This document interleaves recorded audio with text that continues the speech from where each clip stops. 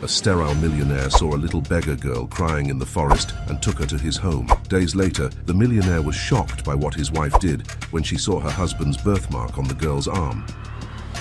The sun had not yet risen when Teresa awoke to the sound of her mother's cough coming from the kitchen.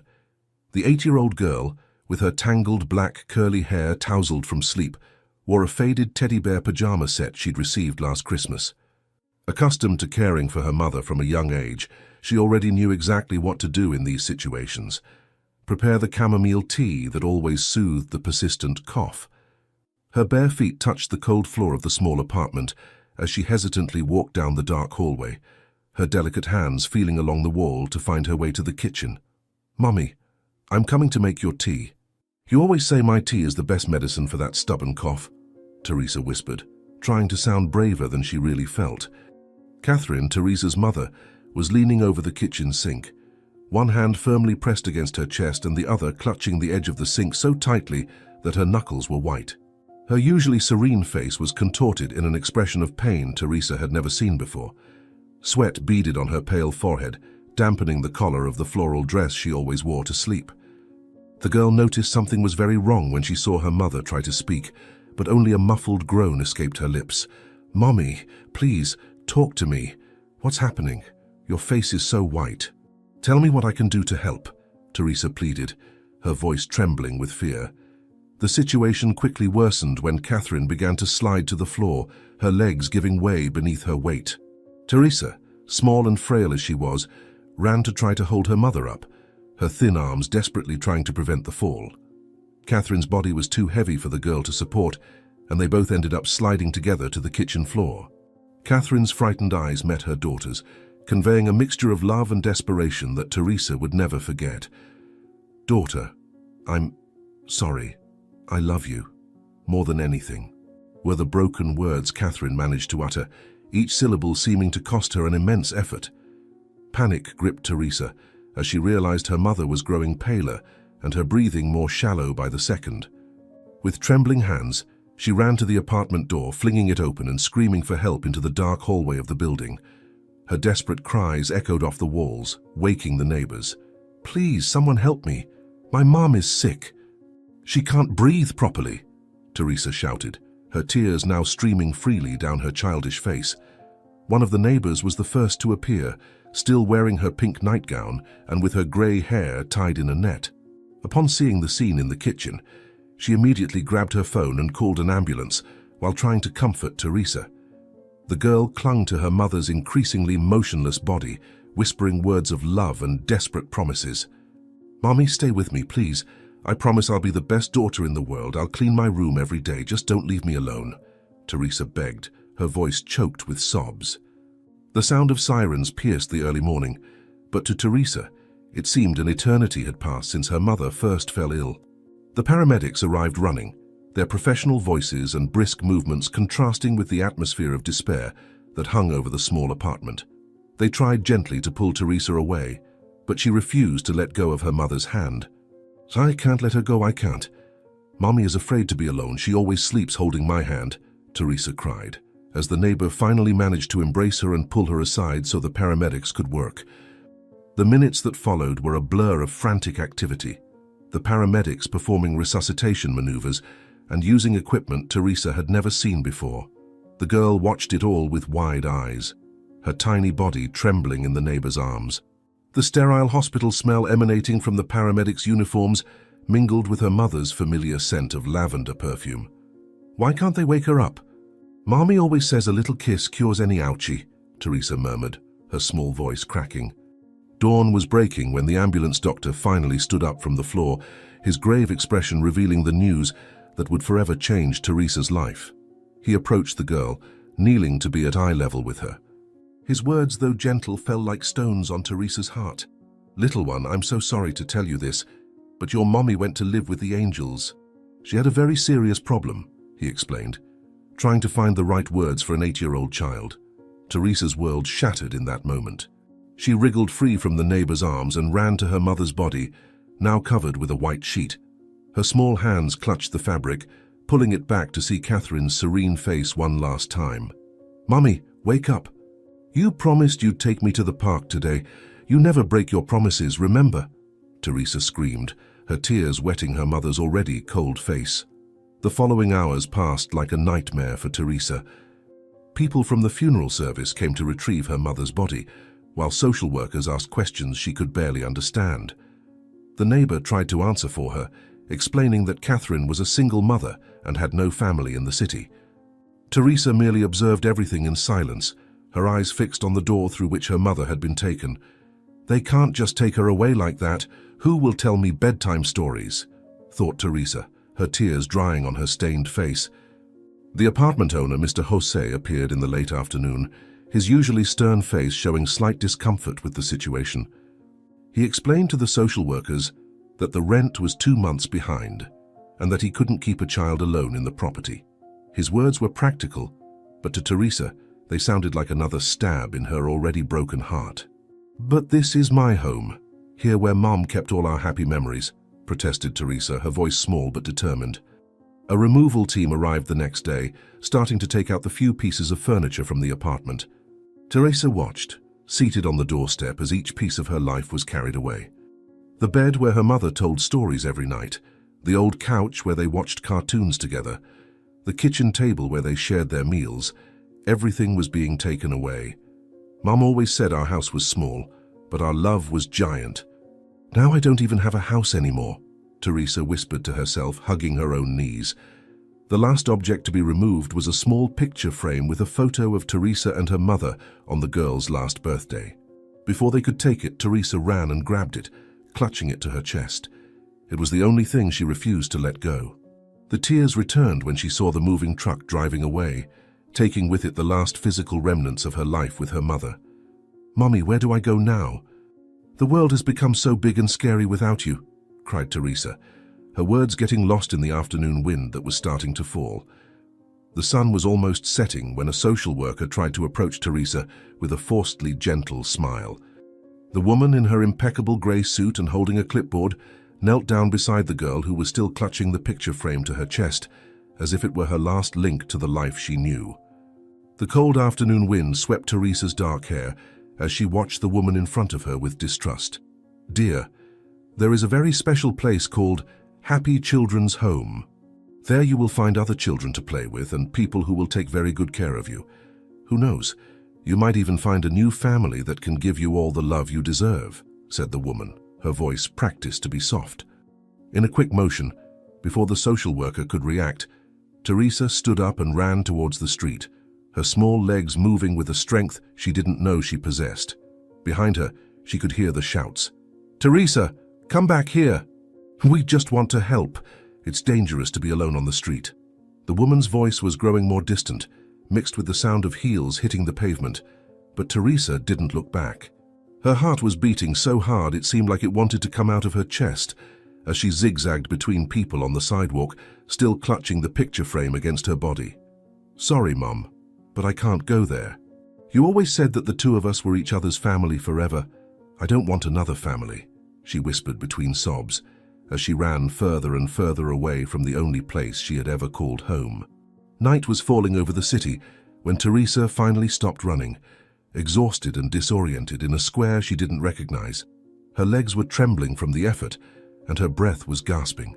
Sitting on a secluded bench, she hugged her small backpack and the picture frame, the last things left of her previous life. The first raindrops were starting to fall when she whispered to her mother's photo, "Sorry, Mommy, but I'd rather be alone on the streets than let someone else try to take your place. No one will ever love me like you did." Teresa's first night on the streets was the hardest. Curled up on the park bench, hugging her mother's picture frame, she tried to protect herself from the cold wind blowing through the trees.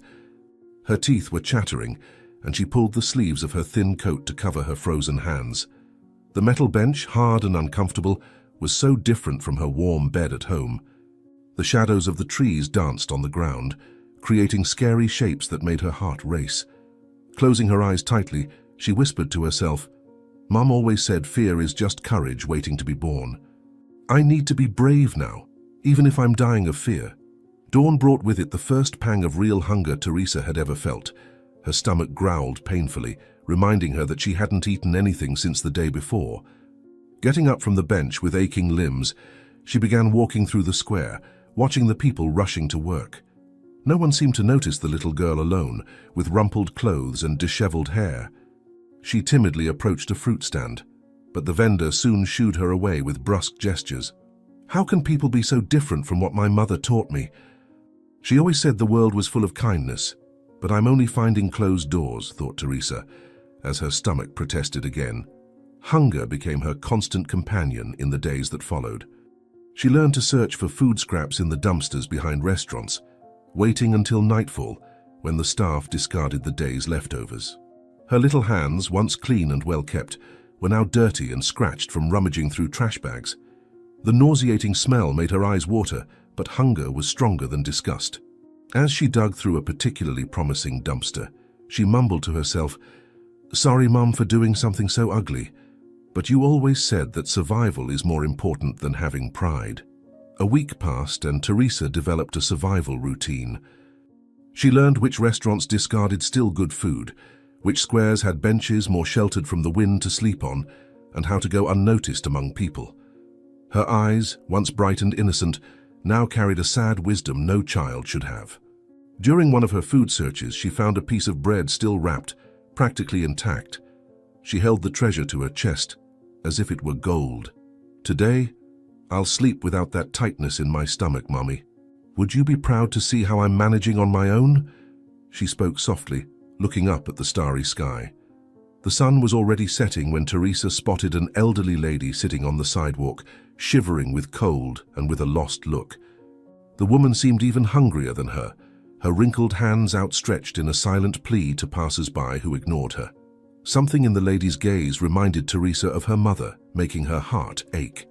Without a second thought, she took the piece of bread from her backpack and broke it in half.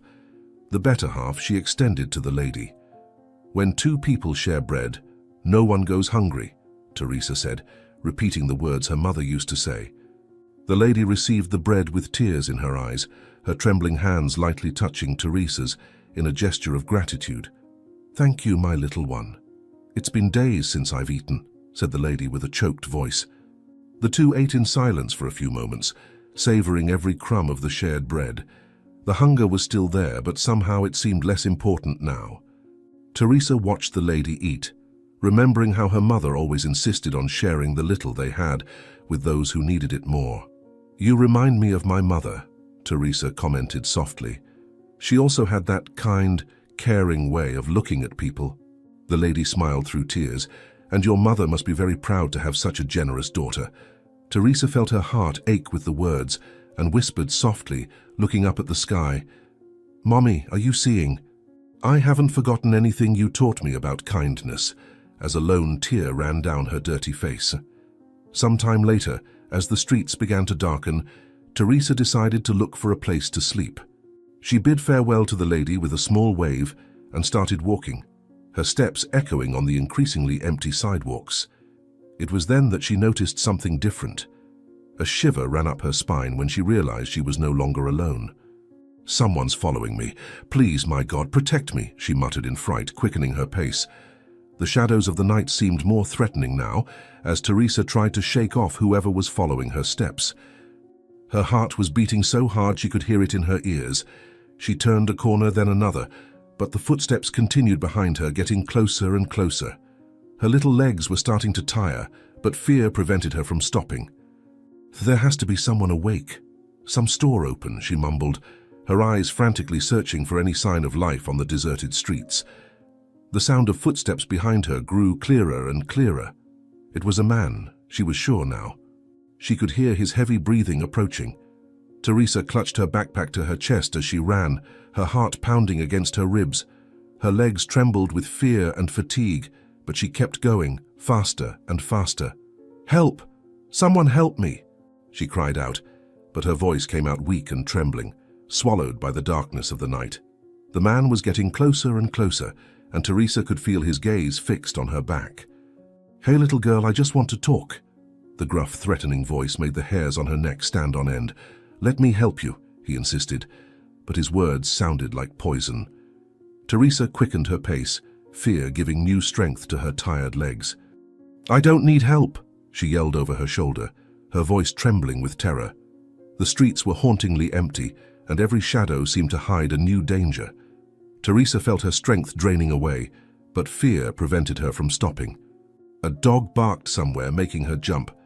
"Please, someone wake up, someone open a window," she shouted, looking desperately at the closed windows of the buildings. The echo of her own voice came back empty, mingling with the sound of the footsteps pursuing her. The footsteps behind her began to speed up, and Teresa felt her blood run cold in her veins. The man was approaching faster now. "No use running, girl, I just want to take you somewhere safe," he said, his voice falsely sweet, making Teresa run even faster. Her feet ached from running, and she felt she wouldn't be able to keep up that pace for much longer. "Liar! I know you don't want to help me," she shouted, her voice echoing off the walls of the empty buildings. The cold night wind cut her face like little blades as she ran aimlessly. Her legs no longer obeyed properly, stumbling over the uneven sidewalk. "Stop running, you're going to hurt yourself," the man yelled, now closer than ever. A car passed in the distance, its lights shining for a moment, but soon disappeared. "Help! Someone's chasing me," Teresa shouted with all the strength she could muster, but the car was already too far away. The fear grew in her chest like a hungry beast, consuming all her air. "Come here, you little brat," the man snarled, his previously gentle voice completely transformed. Teresa could feel his hot breath on her neck now. "No, leave me alone," she screamed, turning another dark corner. A startled cat jumped out of a trash can, knocking cans to the ground. The sudden noise made the man stumble, giving Teresa a few precious seconds of advantage. The city lights flickered in the distance, indifferent to the drama unfolding on the dark streets. "Stop making this harder," the man roared, his breathing growing heavier and angrier. Teresa spotted a narrow alley between two buildings. "I won't stop. I won't let you catch me," she replied, plunging into the darkness of the alley, hoping her small body would be an advantage in that tight space. The climax of the pursuit was approaching like an inevitable storm. "You little brat!" the man cursed, trying to squeeze himself into the alley behind her. The space was so narrow that he had trouble passing through, his clothes scraping against the walls. "Leave me alone. Please, someone help me," Teresa repeatedly screamed, her voice echoing off the alley walls as she desperately searched for an exit at the other end. "If you stop now, I promise I won't hurt you too much." The man's voice had a cruel tone that made Teresa feel nauseous. She could hear the sound of fabric tearing as he forced his way through the narrow alley. "Help! Police! Fire department! Someone!" Teresa's cries grew more desperate with each passing second. At the end of the alley, a faint light began to appear, giving her a last thread of hope. The alley ended on a busier street, illuminated by flickering street lamps. Teresa emerged from the darkness, panting, her legs trembling from the effort of running. Before she could decide which direction to run, a strong hand grabbed her arm, violently pulling her back. The man had managed to make it through the alley and now held her with brutal force, his nails digging into the delicate skin of the girl. "Thought you'd get away from me, you little pest," he snarled, his hot, bitter breath making Teresa turn her face in disgust. "Let me go, you're hurting me," she screamed, trying to break free from the cruel grip. The assailant began dragging Teresa toward a black car parked on the corner, his rough hands gripping the girl's arm even tighter as she tried to resist. Teresa's small feet barely touched the ground as she was practically carried. "No use screaming, no one's going to help you here," he said with a cruel smile, opening the car door with his free hand. "You're going for a ride with me." Teresa felt her blood run cold. "No, please, let me go," she pleaded, her tears now streaming freely. With a rough motion, the man tried to shove Teresa into the car. Panic gripped her as she caught the stench of mold and cigarettes wafting from the dark interior of the vehicle. On the car door there were ropes and duct tape that made her heart race even faster. "Get in there, you little brat!" he shouted, pushing her harder. "Help! He wants to take me!" Teresa screamed at the top of her lungs, her voice echoing down the empty street. In a moment of pure adrenaline, Teresa managed to twist her body and, with all her might, sank her teeth into the assailant's hand. The metallic taste flooded her mouth as the man howled in pain, momentarily loosening his grip. "You little savage," he roared, clutching his bitten hand to his chest. "You're going to pay for that." Seizing the moment of distraction, Teresa broke free completely and started running again, hearing the man's heavy, furious footsteps behind her. Her lungs burned with exertion as she ran aimlessly, simply putting distance between herself and the car, and the man who was now spewing terrible threats. The rain began to fall, first in a light drizzle, then in a downpour that quickly soaked her clothes. "You have nowhere to go," the man shouted, his voice mingling with the rumbling thunder that had started. "When I catch you, you'll wish you were never born." Teresa turned a corner and saw a darker area ahead, a forest marking the beginning of the city's wealthy neighborhood. The forest loomed like a dark, intimidating wall before her, but Teresa had no choice. She ran across the rain-slicked street, nearly being struck by a furiously honking car. The sound of the horn blended with the enraged shouts of her pursuer. "Come back here, you don't know this forest," he bellowed, his voice laced with anger and frustration. "You'd better come back now or it'll be much worse." Teresa ignored the threats and plunged into the darkness between the trees, low-hanging branches whipping her face as she ran. The darkness of the forest was even denser than that of the street, the treetops blocking even the faint moonlight. Teresa stumbled over roots and stones, her hands scratching as she tried to brace herself against tree trunks to avoid falling. The rain was now pouring down in full force, turning the ground into slippery mud. "You stupid little brat! You're going to end up dead in there." The man's voice sounded more distant now. He seemed reluctant to enter the forest. "I won't stop. I'd rather get lost in here," Teresa shouted back, her voice quivering with cold and fear. The wind howled through the trees, violently swaying the branches and casting eerie, dancing shadows around Teresa. Her soaked clothes weighed heavily like lead, and her hair clung to her face, further obstructing her vision in the darkness. A particularly loud clap of thunder made her scream and stumble, falling to her knees in the mud. "Where am I? Which way should I go?" she muttered to herself, trying to get her bearings in the pitch black. The sound of snapping branches behind her indicated the man had finally decided to enter the forest. Teresa's teeth were chattering uncontrollably as she dragged herself between the trees, trying to make as little noise as possible. The icy rain ran down her back, and she could no longer feel her toes inside her waterlogged sneakers. "I can hear you breathing, girl." The man's voice seemed to come from all directions, echoing through the trees. "No use hiding, I'll find you." Teresa covered her mouth with trembling hands to muffle her ragged breathing, her whole body shivering from cold and fear. The world began to spin around Teresa as she tried to keep moving. Her legs seemed made of gelatin, and every step was a battle against exhaustion. The relentless rain kept falling, and her skin was starting to take on a bluish hue from the intense cold. "I need to keep walking," she mumbled to herself. But the words came out slurred and confused. Her once rosy lips were now purple and shaking uncontrollably. "I can't let him catch me." Through the curtain of rain, Teresa caught sight of what appeared to be a clearing up ahead. Gathering her last remaining strength, she staggered toward the open space, hoping to find a way out of the forest. Her legs gave out several times, forcing her to crawl on all fours. The icy mud covered her body, mixing with the relentless rainwater. "Someone, please." Her voice was no more than a whisper now, as dark spots began to dance in her vision. "I need help." The cold had seeped into her bones, and Teresa could no longer tell if she was shivering or if it was the world spinning around her. The trees seemed to multiply and dance before her eyes, their shapes twisting in bizarre ways. In the distance, far away, she could hear the man's voice calling, but now it seemed to come from inside her own head. "Why is everything spinning?"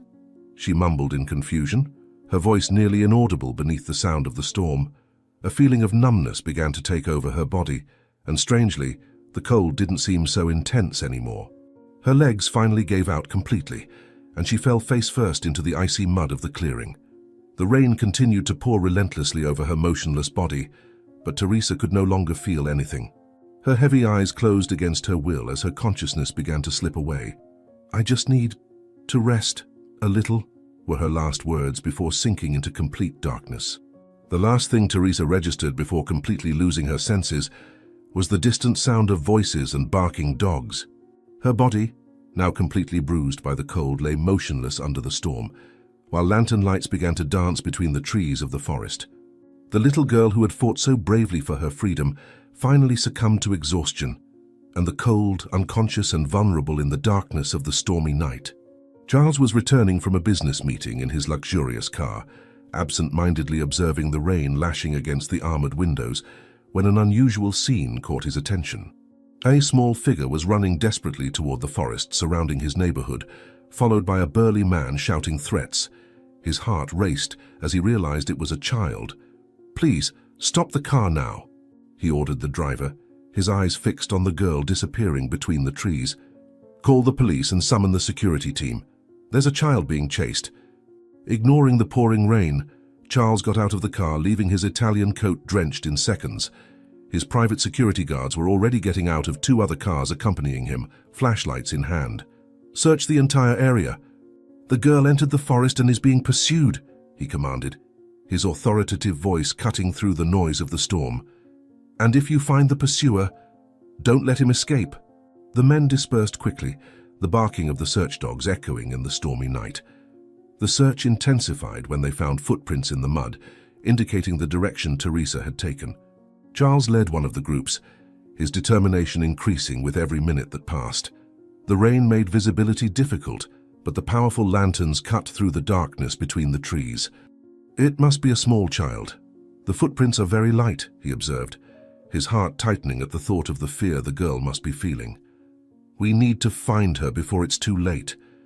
After nearly an hour of intense searching, Charles ran, his heart almost stopping when he saw the small, motionless body in the mud. Teresa was lying face down, her skin an alarming shade of purple from the cold. "My God, she's ice cold," he exclaimed, quickly checking the girl's vital signs. "Bring the thermal blankets from the car, quickly!" His voice echoed through the forest as he removed his wet coat to cover Teresa's freezing body. Without waiting for the others, Charles picked Teresa up in his arms and began running back to where the cars were parked. The girl's body was so cold, it was painful on his arms, and her breathing was almost imperceptible. "Hold on, little one. I'll take care of you," he whispered, sheltering her from the rain as much as he could. "Please turn the car heater up to the maximum. We'll take her to my house. It's closer than any hospital." The car accelerated through the wet streets as Charles kept Teresa wrapped in blankets in his arms. The girl's skin remained purple, and her lips were an alarming shade of blue. Charles realized the soaked clothes were making the situation worse. "Let them know at home that they need to prepare a hot bath immediately," he ordered, gently rubbing Teresa's arms over the blankets. "And call the family doctor urgently. Tell them it's an emergency." As soon as the car stopped at the mansion's entrance, Lucy appeared at the door, her face contorted in a look of disgust at seeing the girl in her husband's arms. "Charles, have you lost your mind? Bringing a beggar into our home?" she snarled, blocking the entrance. "She'll dirty our entire house with all that mud. Take her to a public hospital." Charles brushed past his wife, his voice cutting like steel. "Let me through, Lucy. This child is dying of hypothermia, and I'm not going to discuss this now." Immediately, Charles instructed the maids to bathe the child in warm water, without a sudden temperature change, and while the maids tended to Teresa in the bathroom, he waited anxiously in the hallway, ignoring Lucy's incessant complaints. "Prepare the nearest guest room," he ordered another passing maid. "Put extra blankets on the bed and turn on the heater. As soon as they're done with the bath, I want her taken there." Lucy let out a scornful laugh. "The guest room? The one with the Egyptian cotton sheets? You really have lost your mind." After the warm bath, the maids dressed Teresa in a soft cotton pajama they found in the old clothes closet and tried to take the still unconscious girl to the prepared room when she slipped from their arms. Charles, who was waiting in the hallway, ran to help, managing to catch Teresa before she hit the floor. It was at that moment, when the oversized pajama slipped slightly, that he saw something that made his heart stop. On the lower part of Teresa's back was a crescent-shaped birthmark, identical to the one he himself had, a trademark of his family for generations. "My God," he murmured, adjusting the girl in his arms to examine the birthmark more closely. His hands trembled as he traced the outline of the birthmark with his fingers, identical to his own mark. "You remind me of Catherine." After all this time, the name escaped his lips like a prayer, remembering the only woman he had truly loved, before Lucy forced him into an arranged marriage. Lucy, who was watching the scene from the other side of the hallway, noticed the sudden change in her husband's demeanor. Her eyes widened in recognition and fear when she saw what he was looking at. "What is it? Why are you staring at that mark as if you've seen a ghost?" she asked, her tone shifting from anger to something closer to panic. Her formerly red, angry face was now pale as wax. Charles didn't respond, his mind lost in memories from 8 years ago, before the accident that left him sterile, when Catherine disappeared without a trace. He carried Teresa to the prepared room, laying her carefully on the bed. The maids moved around, adjusting blankets and checking the heater's temperature, but he barely noticed their presence. His eyes were fixed on the girl's face, searching for and finding traces of Catherine in every detail. Dr. Robert arrived at that moment, bringing his medical bag. He had barely started examining Teresa when tragedy struck. The girl's body, once trembling, suddenly went rigid, her eyes rolling back. "She's convulsing," the doctor shouted, quickly removing Teresa from the bathtub with Charles's help. "We need to get her to the hospital now. She's in shock." The convulsion intensified, foam starting to form at the corners of her mouth. Charles carried Teresa again, this time wrapped in dry towels, running towards the garage where his driver was already starting the car. Dr. Robert ran by his side, shouting instructions on the phone to the hospital staff. "Prepare the emergency room. I'm bringing in a child in critical condition with severe hypothermia and convulsions." Lucy watched it all from the mansion's door, her face a mask of conflicting emotions as she muttered to herself, "It can't be. That birthmark. It can't be true." The car sped through the rainy night, making its way through traffic. In the back seat, Charles held Teresa, still convulsing, while Dr. Robert tried to stabilize her. "Hang in there, little one," Charles whispered, silent tears rolling down his face. "I'm not going to lose you too." The birthmark burned on his own skin, like an omen of the destiny that bound them. The minutes seemed to drag as they rushed to the hospital. Teresa's body alternated between rigidity and violent spasms, her breathing growing more and more difficult. Dr. Robert administered emergency medications, but nothing seemed to have an effect. "She's crashing," he warned, checking the girl's vital signs. "We need to get to the hospital in the next 5 minutes, or we may lose her." The last image Charles registered before the car came to an abrupt stop at the hospital's emergency entrance. Was the girl's pale face, so similar to Catherine's it was painful. A medical team already waited with a stretcher, and in seconds the girl disappeared through the doors, leaving Charles standing in the rain, his mind a whirlwind of memories and unanswered questions. "Please God," he muttered, looking at the closed emergency doors, "if this girl is my daughter, no, regardless of who she is, please, don't let me find her only to lose her." In the hospital corridor, Charles paced back and forth as he awaited news about Teresa. The hours after the seizure had been a blur of rushing doctors, beeping machines, and tests being run. Dr. Robert emerged from the exam room with a grave expression, holding a file with results. "Charles, we need to discuss the girl's condition," he said, his voice heavy with concern. "The tests have shown something you urgently need to see." In the small consultation room, the doctor spread out a series of test results on the table. X-rays, electrocardiograms, and various other findings formed a frightening puzzle. Dr. Robert pointed to some specific images of Teresa's heart. "It's a rare congenital heart condition, Charles. The same type you have," he explained, watching the businessman's reaction closely. "In all my years of practice, I've only seen this specific condition in your family." Charles felt his blood run cold. First the birthmark, now the same rare heart disease. His hands trembled as he examined the test results more closely. "Doctor, I want to request a DNA test immediately," he said, his voice barely concealing his emotion. "And I need it done with the utmost urgency. This girl, she reminds me of an ex-girlfriend, someone I had a relationship with a few years ago before. The accident that left me sterile. Well, I need to know if she's my daughter or not as soon as possible." The doctor nodded, understanding the gravity of the situation. "I'll arrange for that right away. The similarity of the cases is too striking to be a coincidence." For the next 4 hours, Charles walked the hospital corridors like a ghost. Lucy briefly appeared at the hospital to look for her husband, her face a mask of false concern. Have you lost your mind? A DNA test? Why are you so obsessed with this girl? She questioned, but something in her tone suggested fear rather than indignation. You have a company to run, important meetings. Dr. Robert returned to the waiting room exactly 5 hours after the collection, holding a sealed envelope in his hands. Charles, who hadn't been able to sit for a minute, halted his frantic pacing down the hallway. Are those the results? He asked, his voice betraying the anxiety he felt. The doctor nodded gravely. The lab worked with top priority. Do you want to open it, or would you prefer I... With trembling hands, Charles took the envelope and opened it.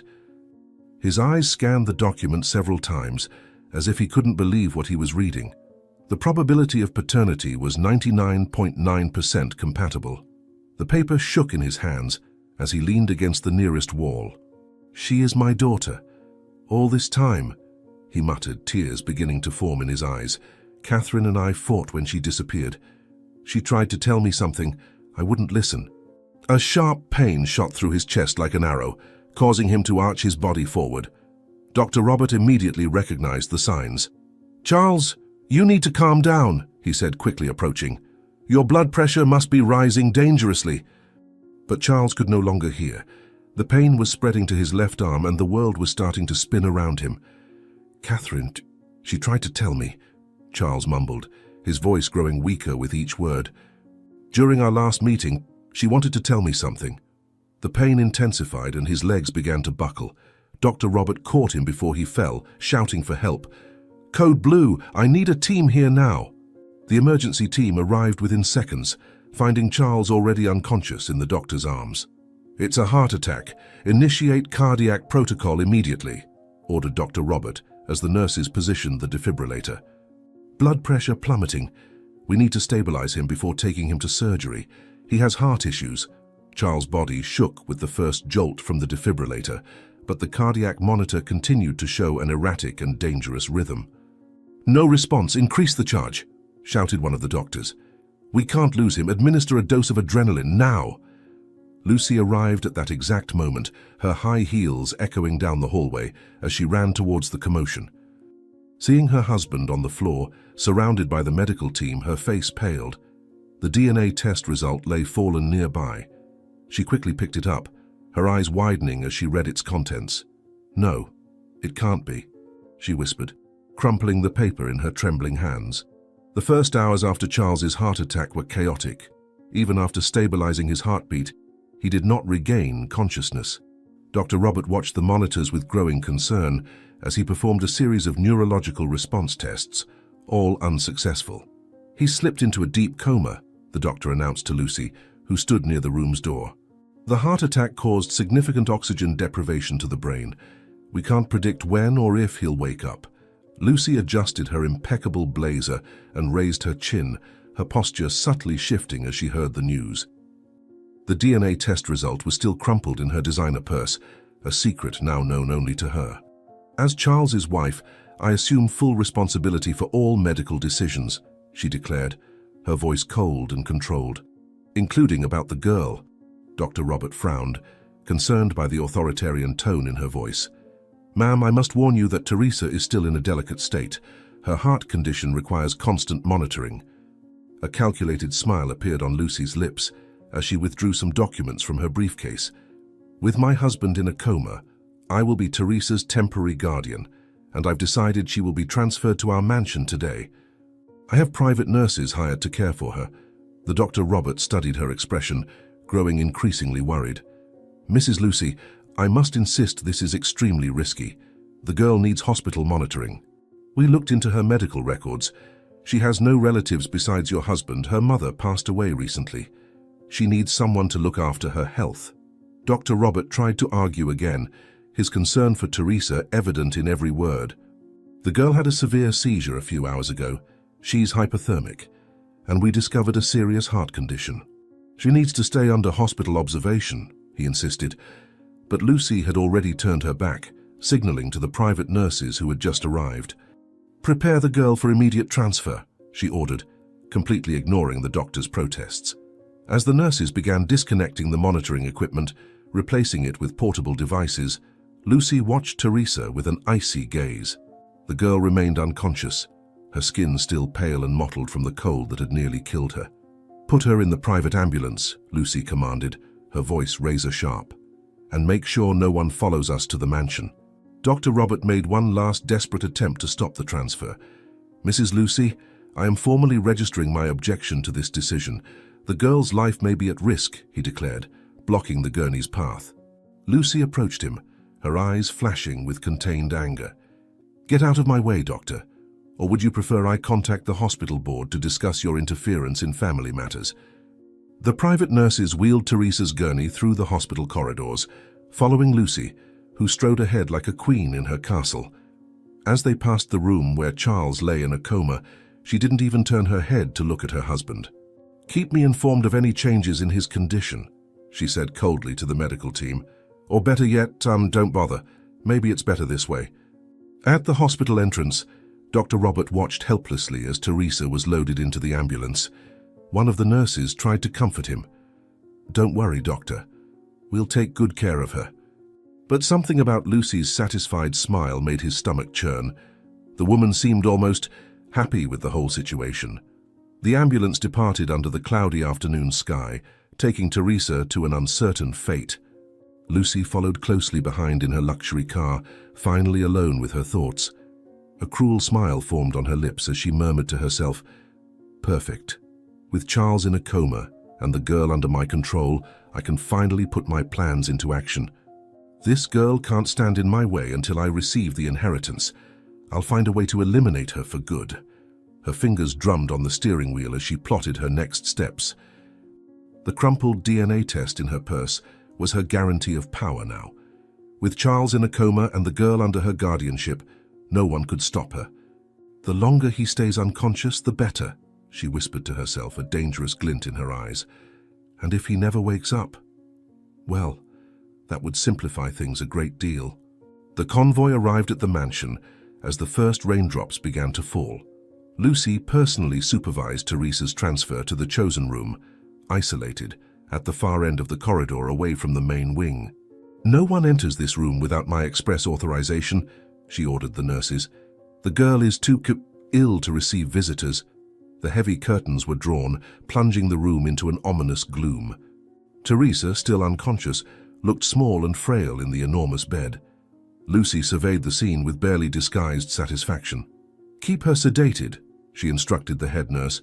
"I don't want her causing any trouble when she wakes up." Back in her office, Lucy poured herself a glass of wine while watching the rain through the window. The plan was unfolding better than she could have hoped. With a dismissive gesture, she tossed the DNA test results into the lit fireplace. "Too bad, dear," she murmured, watching the paper turn to ashes. "It seems you'll never see your precious daughter again." The phone rang. It was the hospital informing her of a deterioration in Charles's condition. Lucy hung up with a satisfied smile on her lips. "Don't bother me with those calls," she said to the secretary over the intercom. "Whatever has to happen, will happen."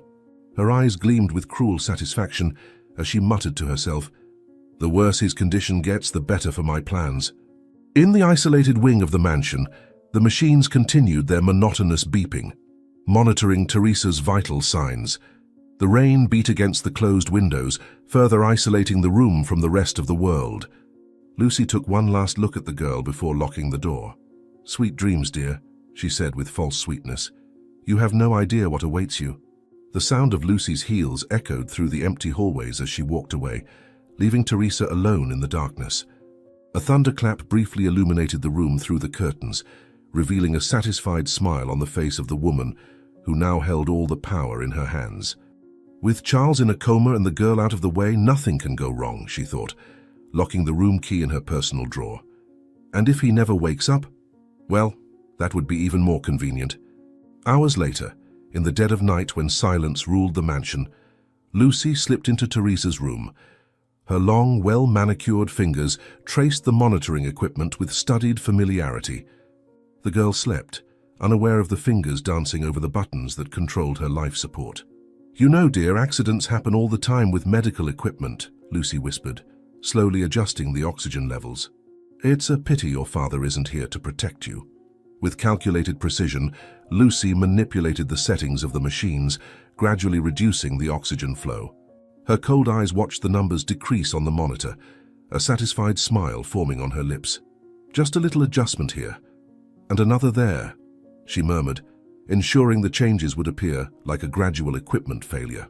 "Soon you'll be joining your dear mother." After completing her silent sabotage, she left the room, locking the door behind her. Half an hour later, the maid was cleaning the hallway when a shrill, persistent sound cut through the mansion's silence. Teresa's heart monitor was emitting that terrible noise, indicating no heartbeat. The sound so loud it pierced through the heavy wooden door. "My God! The girl!" exclaimed the maid, dropping her cleaning bucket on the floor. She ran to the door and tried to open it, but it was locked. The continuous sound from the machine confirmed her worst fear. Teresa's heart had stopped. "Help! Somebody help me!" she screamed, running desperately for the nearest phone. "I need to call an ambulance. The girl is dying." As soon as she finished calling the emergency, the maid ran to the staff room, where she knew there was a copy of the emergency keys. The piercing sound of the monitor still echoed through the mansion's hallways, each precious second slipping through her fingers.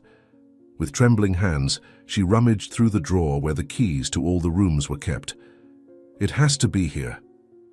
They always leave an emergency copy," she muttered frantically as she searched.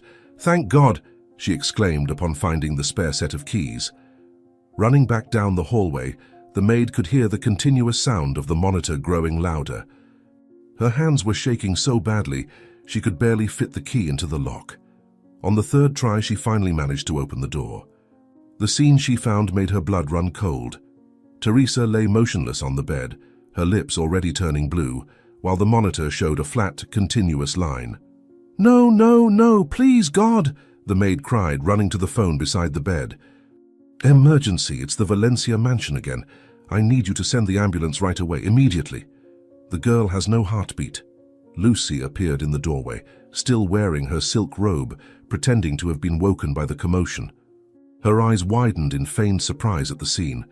"What happened here? How did you get into this room?" she questioned, her voice wavering between anger and forced concern. The maid, clutching the phone tightly, answered without taking her eyes off Teresa. "Thank God I heard the alarm, ma'am. I used the emergency key. She needs to go to the hospital immediately," the maid said, making Lucy huff and then feign a worried demeanor. The paramedics arrived within minutes, storming into the room with their equipment. "Initiating resuscitation procedure," one of them shouted while another prepared the defibrillator. "How long has she been unresponsive?" Lucy stepped forward, her voice studied and trembling. "We don't know. We just heard the alarm now. The machines must have failed during the night." The sound of the defibrillator charging cut through the tense air of the room. "Clear!" the paramedic shouted, applying the first shock. Teresa's small body arched on the bed, but the monitor still showed the flat line. "No response, increase the charge," he ordered, while his partner prepared an adrenaline injection. "Body temperature is very low. She's going into shock." The maid watched it all from the corner of the room, tears streaming down her face as she muttered prayers. Lucy, meanwhile, maintained her performance as a concerned guardian. The doctors said she had heart problems like her father. "It must have been a complication from the disease," she explained to the paramedics, her voice laden with false concern. "I didn't think she shouldn't have left the hospital so soon." After the third attempt with the defibrillator, a weak pulse finally appeared on the monitor. "We have a heart rhythm, but it's very irregular," announced one of the paramedics, already preparing Teresa for transport. "Saturation is critical. She needs immediate intubation." The other paramedic was already placing an oxygen mask on the pale girl's face while checking her vital signs. "Possible developing pneumonia. Lung auscultation is terrible." Lucy insisted on accompanying the ambulance, maintaining her role as a dedicated guardian. On the way to the hospital, she was already preparing her story. "She was being monitored 24 hours a day. I don't understand how this could have happened," she said, watching the paramedics struggle to keep Teresa alive. "It must have been an equipment failure." Her eyes, however, showed no real concern as she watched the heart monitor oscillate dangerously. At the hospital, a team was already waiting in the emergency room. Dr. Robert, called in a hurry, could barely contain his frustration upon seeing Teresa being brought in critical condition. "I warned her. She shouldn't have left the hospital," he exclaimed as he ran alongside the stretcher. Severe pneumonia developing and severe heart arrhythmia. Prepare the ICU immediately. Lucy kept her performance flawless in front of the doctors. We did everything right, doctor. She had 24-hour nurses, the best equipment, she defended herself, her voice trembling just the right amount. It all happened so suddenly. The machines must have failed during the night. The doctor, too busy trying to save Teresa's life, merely shook his head in disapproval. In the ICU, the doctors were struggling to stabilize Teresa. Her body temperature was dangerously low and her lungs could barely function. Pneumonia developing rapidly, one of the doctors reported, analyzing the freshly taken x-rays. And the heart is in severe arrhythmia. We need to stabilize her before she has another arrest. Lucy observed everything through the ICU glass, a small smile forming at the corner of her lips when the doctors weren't looking. What a tragedy, she murmured to a passing nurse, her voice dripping with falsity. To do everything to save the girl and still. She left the sentence hanging, savoring internally the chaos she had created. Suddenly, the monitors began to beep frantically. "Code Blue!" shouted one of the doctors inside the ICU. "She's arresting again!" The medical team rushed to initiate resuscitation procedures, while Lucy watched the scene with a satisfied gleam in her eyes. "What a pity," she whispered to herself, away from others' ears. "It seems nature is doing my job for me." The doctors moved frantically around the bed, trying to reverse the cardiac arrest. The sound of the defibrillator charging echoed through the ICU, while the monitor showed only a flat line. "Come on, little one, fight!" Dr. Roberts shouted, initiating chest compressions. "We can't lose her now." In the hallway, Lucy was already preparing her next words of condolence, rehearsing the expression of devastation she would use if the worst happened. The shrill sound of the cardiac monitor continued to echo through the ICU, while Teresa's life hung by an ever more tenuous thread. "Sometimes there's nothing we can do," she murmured to no one in particular, an almost imperceptible smile dancing on her lips as she watched the doctors fight a battle she was sure they would lose. The seconds dragged like hours as the medical team continued their resuscitation attempts. Teresa's small body jerked with each defibrillator discharge, but the monitor continued to show the same unwavering flat line. Dr. Robert, sweating from the effort of chest compressions, shouted orders to his team, refusing to give up. In the hallway, Lucy discreetly checked her watch, counting down the minutes until she could declare her final victory. Minutes later, Dr. Robert faced Lucy with a grave expression on his face, his tired eyes revealing the weight of the news he needed to deliver. Teresa and Charles's monitors emitted urgent sounds in the background, both desperately needing the same circulatory equipment. "Mrs. Lucy, we only have one machine available to provide circulation for both of them. This hospital is not specialized in this type of situation, but if we took them to another hospital, they wouldn't survive the transport. He explained, his voice tense. "Unfortunately, I need your immediate decision, Charles or Teresa. The machine can only help one of them." The woman tilted her head slightly, her calculating eyes assessing the situation as an almost imperceptible smile formed on her lips. Lucy walked slowly between the two ICU rooms, first observing Charles in a deep coma, and then Teresa struggling to survive after the last cardiac arrest. Her heels echoed through the silent hallway as she pondered her options. "Charles in a coma is perfect for my plans," she thought, stopping in front of the glass separating her from her husband. "But that girl, that little intruder, is a much greater threat to the inheritance I so desire." With a carefully rehearsed expression of sorrow, Lucy turned to Dr. Robert. "Save my husband," she declared, her voice choked with false emotion. "Charles is all I have in life. The girl, well, she's strong. I'm sure she'll be able to fight on her own." The doctor frowned, clearly conflicted by the decision. "Ma'am, I need to remind you that Teresa is just a child. Her chances without the equipment are minimal." As soon as Dr. Robert walked away to arrange the transfer of the equipment, Lucy slipped into Teresa's room. Her cold eyes studied the machines keeping the girl alive, calculating the most discreet way to hasten the inevitable. "You know, little intruder, you and your father are too much alike, too stubborn to die," she whispered, approaching the control panel of the machines. "But sometimes we need to help destiny along." With nimble fingers, Lucy began manipulating the settings of the ventilator. The sound of Teresa's heartbeats began to grow weaker, more irregular. "It's better this way," she murmured, watching the numbers gradually decrease on the monitors. "Charles in a coma is useful for my plans, but you, dear, you're a risk I can't afford." A noise in the hallway made Lucy pause for a moment, her fingers hovering over the controls. After ensuring she was alone, she continued her silent sabotage. "Everyone will think it was natural," she said to herself, adjusting more parameters. "After all, you're so frail already, aren't you? No one will suspect a thing." The numbers on the monitor continued to drop, and Teresa's breathing grew shallower and shallower. Lucy watched with morbid satisfaction as the life slowly drained from the girl. "Soon it will all be mine," she whispered, her hand moving towards the main button of the ventilator. "And there won't be any little heiress to interfere with my plans." It was at this exact moment that the sound of a tray falling echoed through the room. Lucy turned abruptly to find a nurse standing in the doorway, her eyes wide with horror, fixed on Lucy's hands, still on the controls of the machines. "Mrs. Lucy, what are you doing?" the nurse asked, her voice trembling with shock and fear. Lucy's face instantly transformed, years of practice in manipulation kicking into action. Her hands slowly moved away from the controls as she forced a worried smile. "Ah, good you're here. I was just trying to understand why the numbers are dropping," she said, her honeyed voice barely hiding the underlying threat. "The machines seem to be having some kind of problem, don't you think?" The nurse, still paralyzed at the door, alternated her gaze between Lucy and the monitors recording the drop in Teresa's vital signs. The machines were working perfectly fine 5 minutes ago," she stammered, her fingers gripping the clipboard so tightly that her knuckles turned white. "I just checked all the parameters." Lucy took a step toward her, her smile becoming more dangerous. "Are you sure about that? Maybe you made some mistake in your checks." The heart monitor began emitting an alert sound, indicating that Teresa's heartbeats were dangerously weak.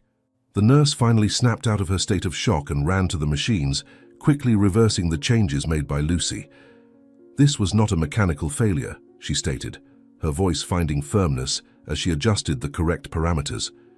"You were deliberately—" Lucy cut off the nurse's sentence with an abrupt motion, grabbing her arm hard enough to leave marks. "Think carefully about what you're going to say," she whispered, her face inches from the nurse's. "It would be your word against mine. And who do you think they would believe?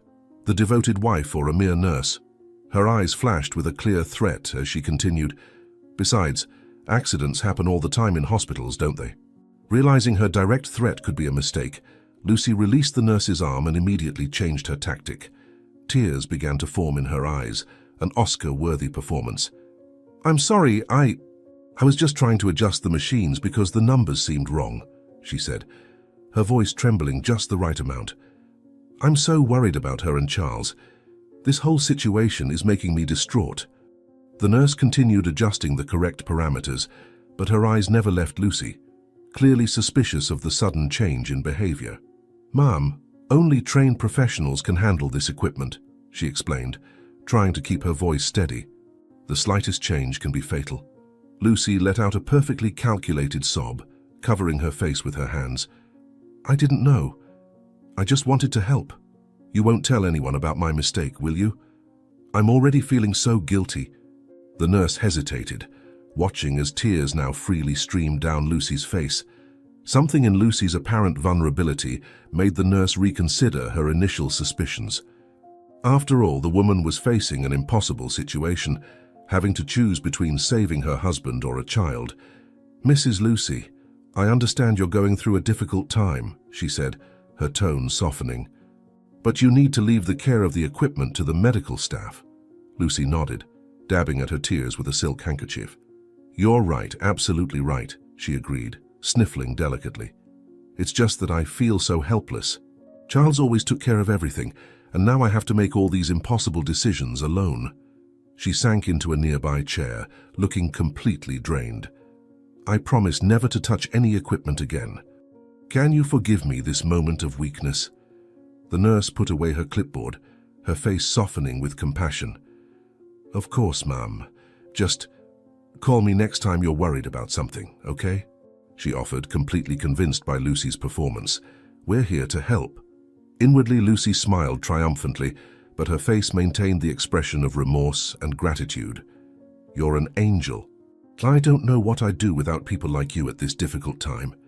After the nurse left the room, Lucy allowed a small, satisfied smile to creep onto her lips. Sentimental fool, she thought, observing Teresa's stable vital signs on the monitor. "But don't worry, little intruder. I still have plenty of tricks up my sleeve, and not all of them will be as obvious as this one." Sometime later, the only circulation equipment hummed softly by Charles's bedside, while in the next room, Teresa struggled to survive without the life-sustaining aid of the machine. Lucy watched the two through the ICU windows, her face a perfect mask of concern. With determined steps, she approached Dr. Robert, who was analyzing the latest test results. "Doctor, I need to talk to you about something important," she said, her voice trembling just the right amount. "It's about Charles' will regarding the machines." The doctor looked up from the tests, his expression immediately tensing. Lucy pulled a carefully forged document from her purse. "Charles always made it clear he didn't want to be dependent on machines," she stated, handing him the paper. "Here's his statement. He would rather give the girl a chance." "Doctor," Robert frowned, eyeing the document suspiciously. "Mrs. Lucy, this doesn't make sense. If your husband didn't want to be on artificial support, why did you insist on giving him the only circulation equipment available, leaving the girl in critical condition?" the doctor asked, skeptical. Lucy felt a chill run down her spine, but she kept her composure. I was in shock, Doctor. I wasn't thinking clearly when I made that decision," she responded, quickly formulating a new strategy. "Now that I've had time to reflect, I realize we must respect his wishes. Charles would never forgive himself if he knew a child died to keep him alive artificially. Doctor..." Robert placed the document on his desk, his years of experience alerting him that something was wrong in that situation. "Mrs. Lucy, the decision to use the equipment on your husband was made only 2 hours ago. You were extremely adamant in your choice," he said, studying the woman's reactions. "Now suddenly you appear claiming the opposite." Lucy felt her hands start to sweat, but she maintained her role as a devoted wife. "Doctor, you don't understand the pressure I'm under," she replied, letting calculated tears well up in her eyes. "When they forced me to make that impossible choice, I panicked. It was only later that I recalled that my husband made this declaration." She paused dramatically, her voice faltering. "I feel terrible for making the wrong decision. Please help me correct this." The doctor stood up, walking to the window overlooking the ICU. Teresa's monitors showed increasingly weaker signs, while Charles remained stable with the help of the equipment. "Mrs. Lucy, even if I believed this sudden change of opinion, I cannot simply unplug a patient's equipment to connect it to another," he explained, his voice firm. "It would be unethical and potentially fatal for both of them." Lucy felt anger rising in her chest, but she masked it with more tears. "So we're just going to let a child die? Is that it?" she questioned, raising her voice deliberately so the nurses in the hallway could hear. "What kind of doctor are you, refusing to save an innocent little girl?" Dr. Robert maintained his professional demeanor, despite the provocation. "You know very well that it was your choice that put us in this situation. If I take the equipment off him and put it on her, it may be that. Neither of them survives," the doctor said, and Lucy had to hold back a smile. "It's a risk we need to take, Doctor," Lucy insisted, controlling the satisfaction in her voice. "How will I live knowing that I ignored my husband's last wish, that I let a child die?" Her hands gripped the designer purse where she kept the forged document, while she watched the doctor struggle internally with the moral dilemma she had created. "Time is passing, Doctor. Every minute is precious. Doctor..." Robert examined both patients' cardiac monitors again. Teresa's vital signs were growing weaker, while Charles remained stable, though in a deep coma. "If I do this, if I remove the equipment," he began, rubbing his tired face, "the responsibility will be entirely yours, Mrs. Lucy. You'll need to sign a declaration assuming the consequences." Lucy already had her pen in hand before he finished speaking. The moment the doctor turned to fetch the necessary forms, a cruel smile briefly crossed Lucy's face. "Poor Charles," she thought, observing her husband through the ICU glass. "Sacrificing your life to save a little girl who won't survive either. What a touching story to tell at your funeral. However, The moment they disconnected the extracorporeal circulation equipment from Charles, the monitors began emitting shrill, desperate alerts. His body reacted violently to the removal of life support, his vitals plummeting faster than the doctors had predicted. "Blood pressure is dropping drastically," one of the nurses shouted, preparing emergency medications. "The heart isn't pumping enough blood." In the rush to transfer the equipment to Teresa, precious minutes were lost. The medical team worked frenetically, trying to stabilize Charles with medications alone, while connecting the tubing and sensors to Teresa. "Her heartbeat is very weak," Dr. Robert alerted, his hands moving swiftly over the controls. "The damage may be irreversible after so long without proper support." Lucy watched the scene with a mask of concern on her face, but inside, she savored the chaos she had created. 2 lives hanging by a thread, exactly as she had planned. "Do something," she shouted, perfectly playing her role as a desperate wife and guardian. "You can't let them die." Dr. Robert barely had time to respond, focused on trying to save his 2 rapidly deteriorating patients. The following hours were a nightmare of constant alarms and failed stabilization attempts. The circulation equipment, now connected to Teresa, seemed to have no effect. The little girl's body rejected the support, as if it was too late. "It's not working," Dr. Robert exclaimed, frantically checking the parameters. "Her heart is failing completely. We need a more drastic intervention." In the room next door, Charles suffered severe arrhythmias, his heart struggling to keep functioning without the equipment's support. Doctors ran between the 2 rooms, administering medications, adjusting parameters, trying the impossible to save them both. "His oxygen saturation has dropped to 70%, a nurse shouted. "We're losing them both, doctor." "The medications are no longer working." It was at this moment that Dr. Robert made the discovery that would change everything. The doctor looked at both patients' exams and realized that the images of their hearts revealed a severe structural defect that went beyond what any medication could solve. "My God," he muttered, studying the images side by side. "It's the same congenital heart defect, but now in a critical state. They need immediate surgery." Lucy, who had been watching everything closely, felt her own heart race, but not out of concern. It was the perfect opportunity she had been waiting for. "Surgery?" she asked, her voice calculatedly trembling. "Yes, Mrs. Lucy. The structure of both their hearts is severely compromised, Dr. Robert explained, pointing to the affected areas in the images. "It's a rare congenital malformation, exactly the same in father and daughter. Without immediate surgery, they won't survive the next few hours." Lucy had to control herself to not show her satisfaction. The more severe the situation, the greater the chance that something would go wrong during the surgeries. The doctor was already calling his teams on the phone, his urgent voice echoing down the ICU corridor. "Prepare the 2 cardiac surgery rooms. Call all necessary professionals immediately. We need to operate on the 2 simultaneously," he ordered, as the nurses were already starting the preparations.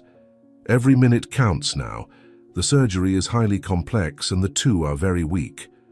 Lucy observed the frantic movement around her, her mind quickly calculating the possibilities. 2 simultaneous surgeries, both patients in critical condition. The chances of something going wrong were deliciously high. "Doctor," she called, her voice trembling just the right amount. "What are the chances of survival?" The doctor hesitated before answering, his eyes revealing the gravity of the situation. "In the current conditions, less than 40% for each one. The surgeries need to be synchronized," Dr. Robert explained as different teams prepared the 2 rooms. "They are delicate procedures that can last more than 6 hours each. Any complication can be fatal." Lucy pretended to take notes on her cell phone, but was actually exchanging messages with her lawyer, ensuring that all necessary documents to take over Charles's fortune were ready in case something went wrong. The medical teams raced against time, moving in a synchronized dance of preparation. Medications were checked, surgical instruments organized, monitors tested. "Charles's pressure dropping again," a nurse alerted. In the next room, Teresa's alarms also began to sound. "Low saturation. We need to take them now," yelled another team member. Lucy was instructed to sign the authorization terms for both surgeries. Her hands did not tremble as she signed the documents, a small hidden smile playing on her lips. "Do whatever it takes, doctor," she said, her voice catching just the right amount. "Please save them both." In her mind, however, she was rooting for at least one of the procedures to have fatal complications. Dr. Robert divided the teams. He would operate on Charles, while another experienced cardiac surgeon would take care of Teresa. "The surgeries will begin exactly at the same time," he explained to Lucy. "It's approximately 6 hours of procedure if all goes well." The last part of the sentence made Lucy's eyes shine with disguised satisfaction. 6 hours was enough time for a lot to go wrong. The stretchers began to move simultaneously through the hospital corridors, each one following to a different operating room. Dr. Robert led the team taking Charles, giving precise orders as they ran. "Blood pressure plummeting. Administer another dose of adrenaline before entering," he ordered, his voice echoing down the hallway. In the other corridor, the team conducting Teresa faced similar challenges with the unconscious girl. Lucy remained in the center of the corridor, watching the 2 operating room doors close. Outwardly, she maintained an expression of anguish and concern, but inwardly she vibrated with possibilities. 2 complex surgeries, 2 patients in critical condition. The chances of something going wrong were extraordinarily high. "I'll be in the hospital chapel praying for them," she announced to a passing nurse, knowing this would reinforce her image as a dedicated wife and guardian. Instead of the chapel, Lucy headed to her car in the hospital parking lot. With precise movements, she grabbed her phone and dialed her lawyer. "I need you to prepare all the necessary documents in case something goes wrong during the surgeries," she instructed, her voice low and controlled. "If Charles doesn't make it, I want to make sure I inherit everything immediately, and the girl, well, it seems she won't survive either." The distant sound of other ambulance sirens arriving at the hospital mingled with her hushed conversation inside the car. Lucy adjusted her rearview mirror, checking her makeup. She needed to maintain the appearance of a dedicated wife and concerned guardian. In a few hours, everything could change, she thought, a cruel smile forming on her lips. 2 complex surgeries, 2 chances of something going wrong. With her cell phone, she began preventive bank transfers, moving money to secret accounts abroad. Her fingers slid skillfully across the screen, preparing for all possible scenarios. "I need to be ready," she murmured to herself. "No matter which one survives or if neither survives, as I'll be the sole beneficiary of everything." The distant sound of cardiac monitors and the movement of medical teams echoed through the hallways as Lucy finalized her search for incriminating documents. In her hands, she now held not only the records, but also the future she had so longed for. 6 hours, she thought, checking her expensive wristwatch. In 6 hours, I could become the sole heiress to all of this. 4 hours had passed since the start of the simultaneous surgeries.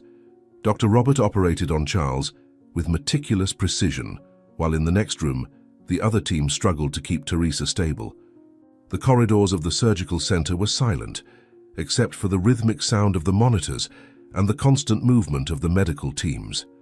"His heart is not responding as it should, Doctor," Robert muttered, watching Charles's vital signs dangerously oscillate.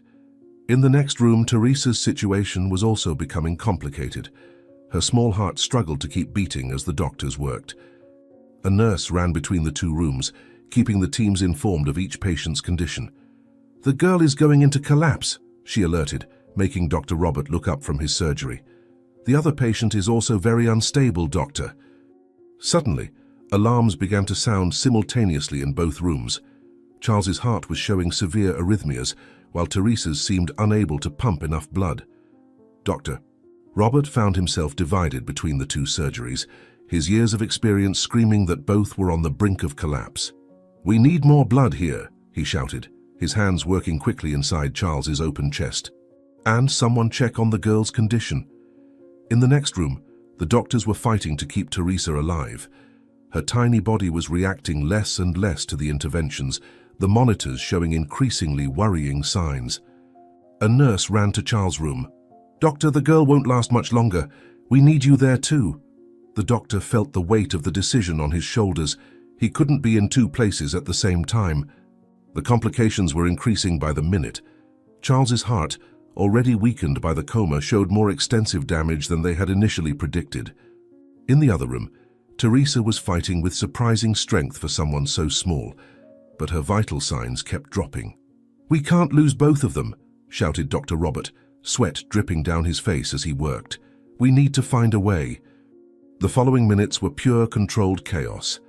The medical teams ran between the rooms, trying to save both lives that were slipping through their fingers. The sound of the heart monitors mixed with the tense voices of the doctors and the metallic noise of the surgical instruments. It was a race against time, and time was winning. "The heart isn't responding," alerted one of the doctors in Teresa's room. Dr. Robert could hear the alarms through the wall separating the two operating rooms, his own monitors emitting equally alarming sounds as he struggled to keep Charles alive. His experienced hands moved with precision inside the open chest of the patient, but each attempt to stabilize the heart seemed to fail. The situation was rapidly deteriorating in both rooms. Charles's heartbeats were becoming more and more irregular, his heart resisting every medical intervention. In the next room, Teresa's tiny heart was also struggling, its strength diminishing with every minute. "We're losing her," shouted someone from the other team, the voice crossing the walls. "Dr. Robert, we need you here now." The doctor looked at Charles's monitor, then at his blood-stained hands, and finally at his team. The weight of the decision he would have to make was overwhelming. 2 lives depended on his choices in the next few minutes, and he knew he couldn't save both. "Continue cardiac massage on Charles," he ordered, already preparing to change rooms. "I'll try to stabilize the girl." In Teresa's room, the situation was even more critical. The girl's small body was reacting less and less to the interventions, but there was something in her weak heartbeats that indicated extraordinary willpower. "She's fighting," thought Dr. Robert, taking command of the surgery, "and as long as there's a fight, there's hope." His hands moved with renewed determination, now focused on saving the child who showed such a will to live. In Teresa's room, Dr. Robert worked tirelessly, his hands moving with surgical precision as he tried to repair the small, damaged heart. The monitors continued to emit worrying alerts, but something had changed. There was a pattern emerging, a positive response to the interventions. "She's responding!" he exclaimed, noticing a subtle improvement in her vital signs. "Keep doing exactly that, we can't lose this progress." Suddenly, a shrill, piercing sound came from the next room. Charles's heartbeats had worsened drastically. "Dr. Robert!" called a nurse from the other room. "His heart is failing completely." The doctor felt his own heart tighten. He was in the middle of a crucial procedure on Teresa. If he stopped now, he would lose all the progress made. If he continued, he could lose Charles. With his hand still operating on Teresa's heart, Dr. Robert made the most difficult decision of his career. "Keep the resuscitation maneuvers on Charles," he ordered, his voice firm despite the anguish. "I can't abandon the girl's surgery now. She has a real chance of surviving." The sound of the machines in the next room became more and more urgent, while he concentrated all his efforts on saving at least one life. Time seemed to drag as the two teams fought their respective battles. In Teresa's room, each small victory was celebrated with a silent nod. Each positive response from the small heart was one step closer to survival. In the next room, the doctors continued their resuscitation attempts on Charles, but the sounds of the monitors told an increasingly grim story. The monitors in Teresa's room began to show more stable signs as Dr. Robert worked tirelessly.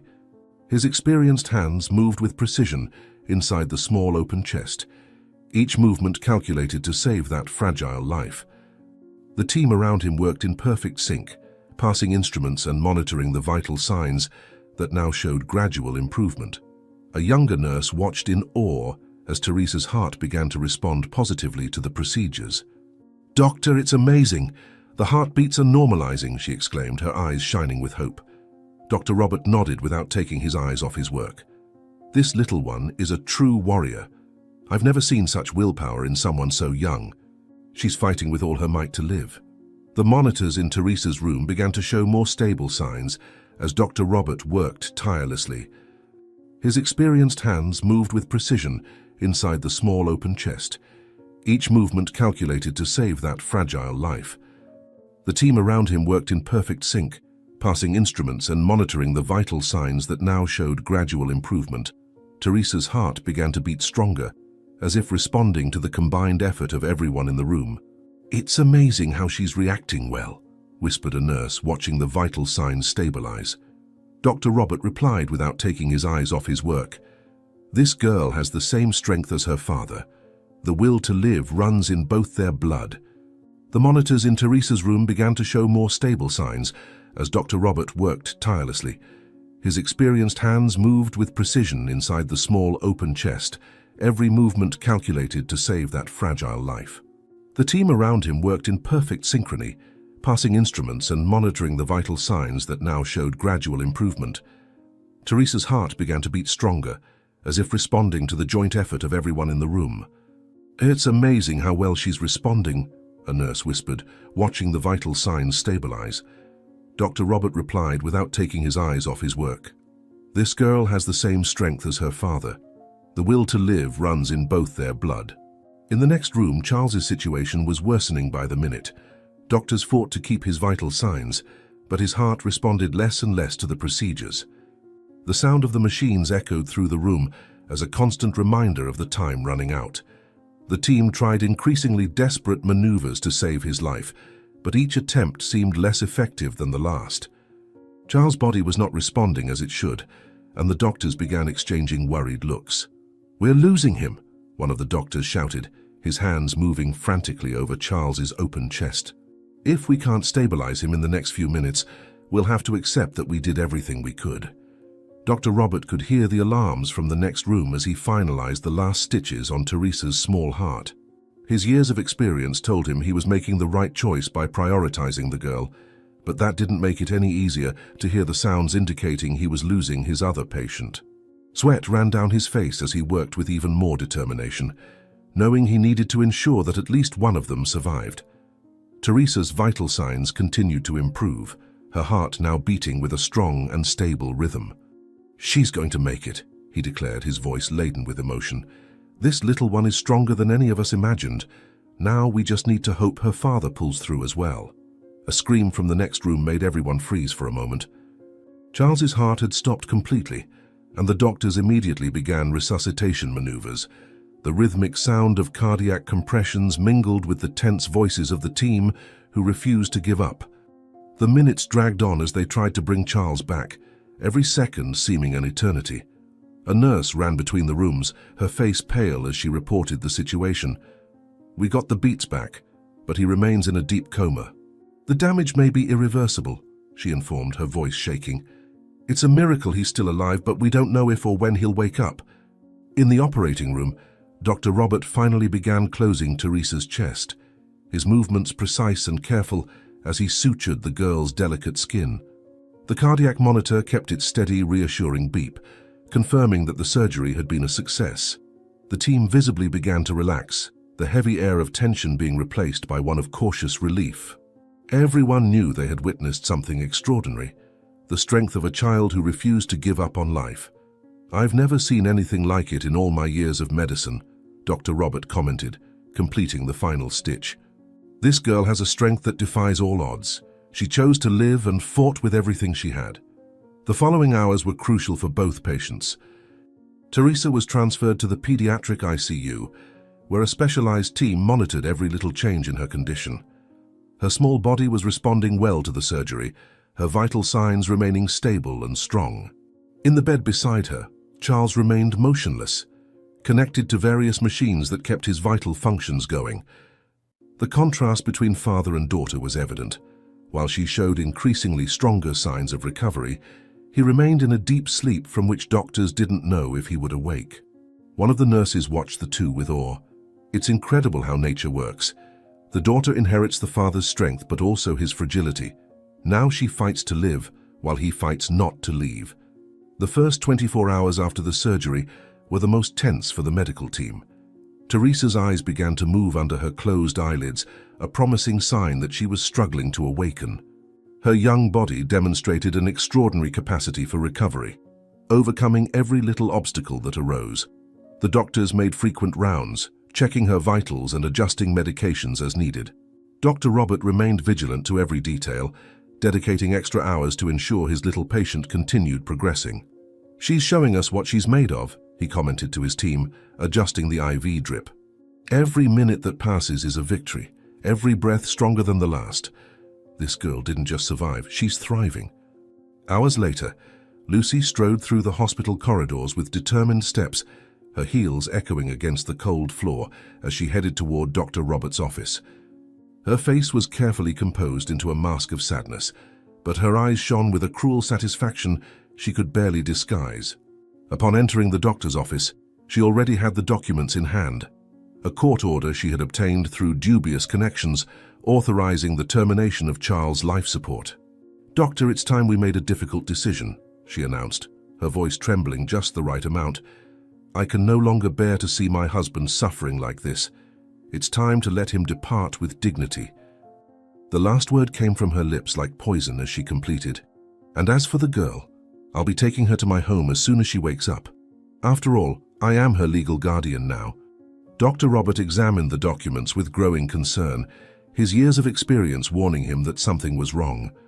The paper seemed official, with all the necessary stamps, but the haste with which everything was happening deeply troubled him.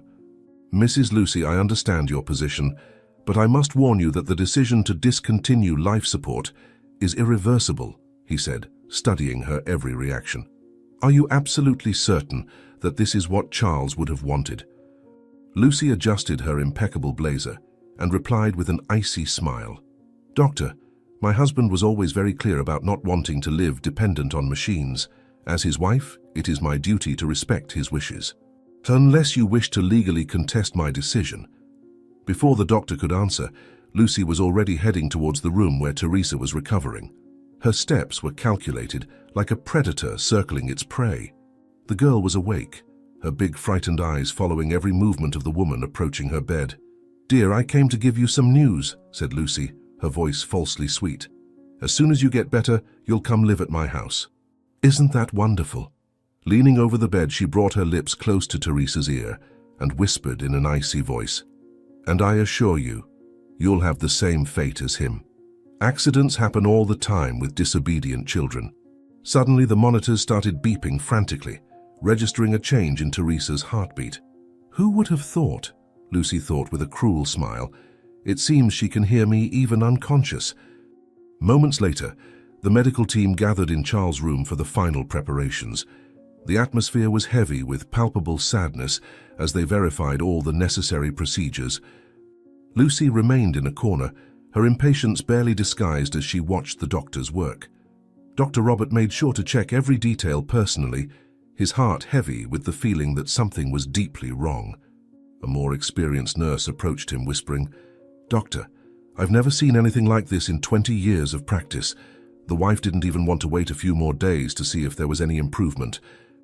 The doctor answered in a low voice, "And that's exactly what worries me. It seems she's in a hurry to end it all, but she is the legal guardian."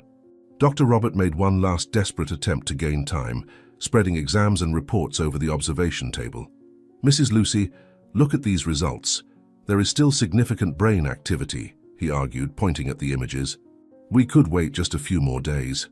Lucy cut him off with an abrupt gesture, her fake smile barely hiding her irritation. "Doctor, we've already discussed this. I have a court order and a sick girl waiting to go home. I won't prolong my husband's suffering because of your theories." Then the team began the final preparations. The nurses moved silently around the room, checking connections and preparing the procedures with teary eyes. Dr. Robert remained by Charles's bedside, his experienced hands trembling slightly as he checked the vital signs one last time. "We'll begin the shutdown protocol in 5 minutes, he announced, his voice hoarse with emotion. "Mrs. Lucy, this is your last chance to reconsider." Lucy approached the hospital bed, her mask of sadness perfectly rehearsed. "My dear Charles," she said, loud enough for everyone to hear, "I'll take very good care of everything you left behind." Her last words carried a double meaning that made Dr. Robert shudder. A younger nurse wiped away a tear as she whispered to her colleague, "How can someone be so cold at a moment like this? She seems more worried about the inheritance than her husband." The doctor began turning off the monitors one by one, each silenced beep echoing like a funeral bell in the room. Lucy watched with eager eyes, barely concealing her anxiety for it all to be over soon. The last machine, the ventilator, would be turned off in moments. "Prepare for final disconnect," instructed Dr. Robert, his voice trembling. "May God forgive us if we're making a mistake." At that crucial moment, When the doctor was about to turn off the last life support, something extraordinary happened. A subtle, almost imperceptible movement caught the attention of one of the nurses. "Doctor!" she exclaimed, pointing at Charles's hand. "His finger! It moved!" Dr. Robert froze, his finger inches away from the shutdown button. Lucy stepped forward, her face contorted into a mask of anger and desperation. "Impossible, you're seeing things. Come on, turn off those machines now," Lucy shouted, her face twisted into a fury that finally revealed her true nature. She advanced towards the equipment, trying to reach the shutdown buttons with her own hands, her mask of devoted wife completely forgotten. Two nurses had to restrain her as she struggled violently. "I have a court order. You have to do what I say." "He needs to die today, don't you understand?" She kept shouting, her voice becoming increasingly hysterical. Dr. Robert watched the scene in horror. "My God, she just said he needs to die. Nurse, call the police immediately." In the ensuing chaos, one of the hospital's oldest nurses appeared with a folder of documents. "Doctor, you need to see this," she said, handing over papers her shaking hands had just printed from the office. "These are the security camera records from the ICU over the past few weeks. Mrs. Lucy, she was tampering with the equipment at night." The doctor took the printed images, his face paling as he saw Lucy clearly adjusting the life support machine settings. She wasn't just waiting for them to die, he muttered in horror. She was actively trying to accelerate the process. Lucy, realizing her charade had been uncovered, abruptly stopped struggling. Her face took on a calculating expression as she smoothed her rumpled blazer with a chilling calmness. "You have no proof of anything," she said, her voice returning to its controlled tone.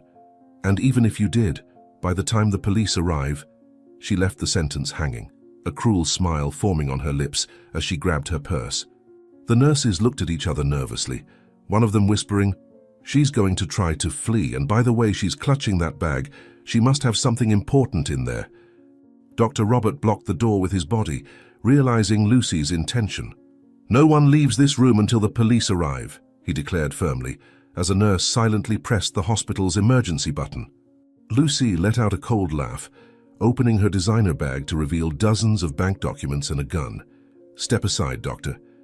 I won't let an idiot doctor and some random orphan ruin everything I've planned," she threatened, her eyes gleaming with a madness hitherto contained. "You have no idea how long I've waited for this. Years enduring that man, just waiting for the right moment." "Years planning, Lucy," a weak, hoarse voice sounded from the hospital bed, making everyone freeze. Charles had opened his eyes, though he was clearly still very debilitated. "Go on. Tell me more about your plans," he whispered with difficulty, each word seeming to cost him an immense effort. Lucy turned abruptly, dropping some papers from her bag. Bank statements showing million-dollar transfers to offshore accounts. "Impossible!" she screamed, her mask of control finally shattering completely. "You should be dead. I planned everything perfectly." "Your useless husband!" Lucy screamed at Charles, completely out of control now. "Do you know how many years I've waited? Years enduring your boring meetings, your charity events, all that money you donated to the poor when I could have been spending it in Paris." She wielded the gun with trembling hands, while the papers for the million-dollar bank transfers continued scattered on the floor. "Every penny you earned is already in offshore accounts. You're nothing but an old fool who trusted the wrong wife." Charles struggled to keep his eyes open, each word costing an immense effort. "So that's what I am to you, a bank account?" His voice came out choppy, but his words were as sharp as razors. "All these years, you were just waiting." Lucy let out a hysterical laugh, approaching the bed. "Oh, darling, it was much more than that. Every business dinner, every charity event, I was there manipulating your partners, laying the groundwork. When you die, half of them already have deals with me." The sound of sirens was getting closer, and Lucy began backing towards the window, her bag stuffed with money and documents. "But you know what's worse?" She continued, her face twisted into a mask of contempt. "You were so busy with your business that you didn't even notice your own wife was building a parallel empire with your money. Every project you signed, every contract. I had my share guaranteed. It was so easy to deceive you."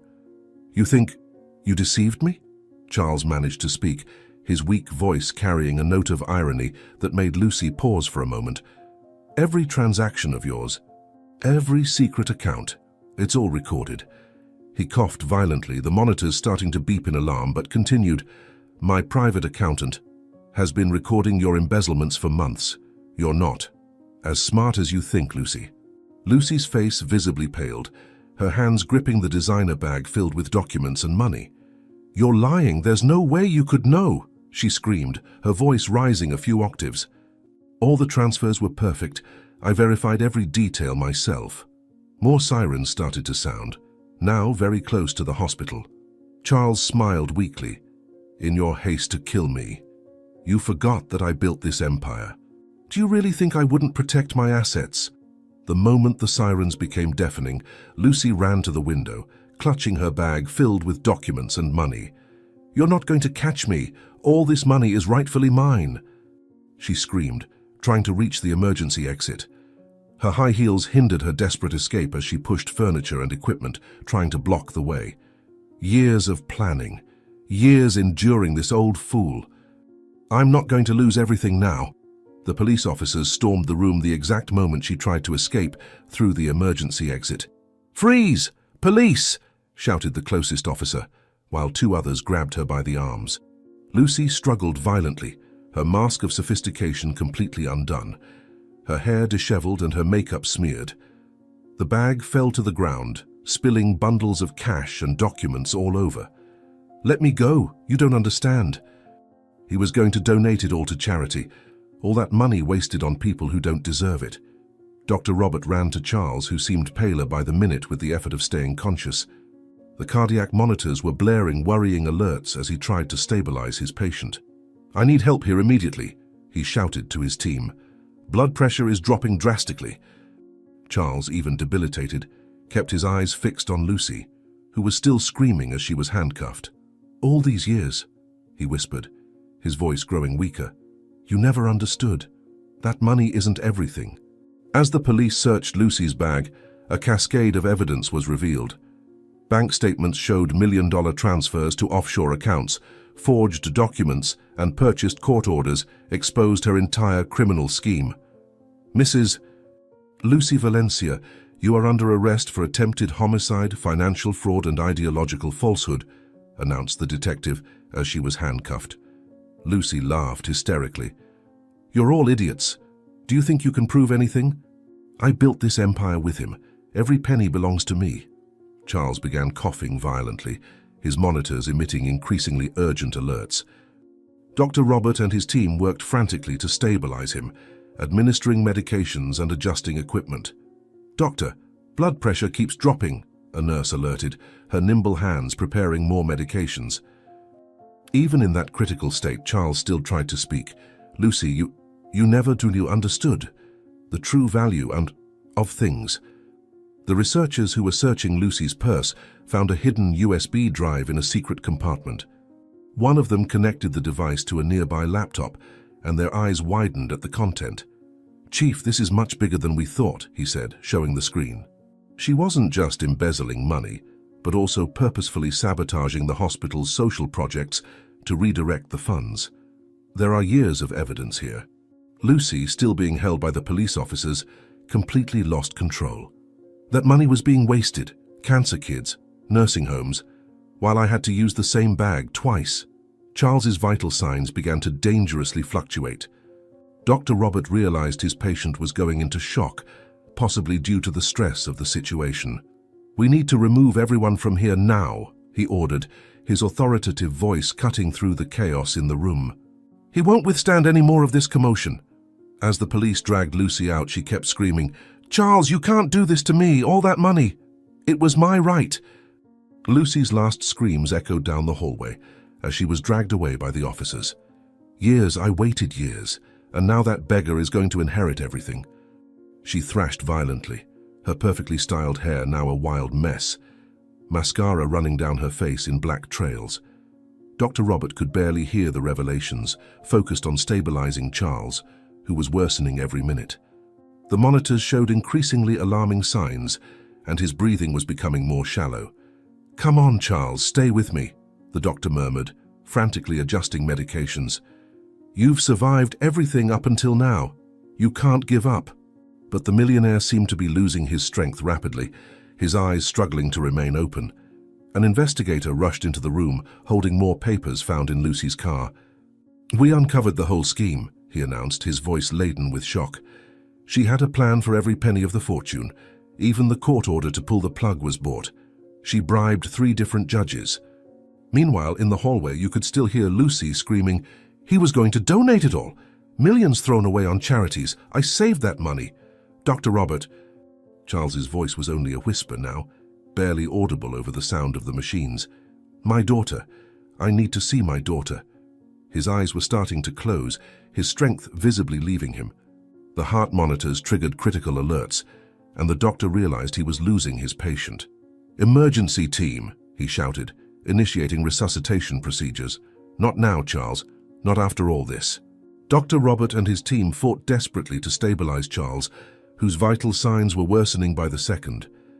The monitors were emitting increasingly urgent alerts, while the doctor worked frantically, administering medications and adjusting equipment. "Come on, Charles, respond," the doctor ordered, his experienced hands moving with precision. "You didn't make it this far just to give up now." Charles tried to keep his eyes open, his lips moving in an almost inaudible whisper. "My daughter. I need to see my daughter." Charles's heartbeats began to fail, his body no longer responding to conventional treatments.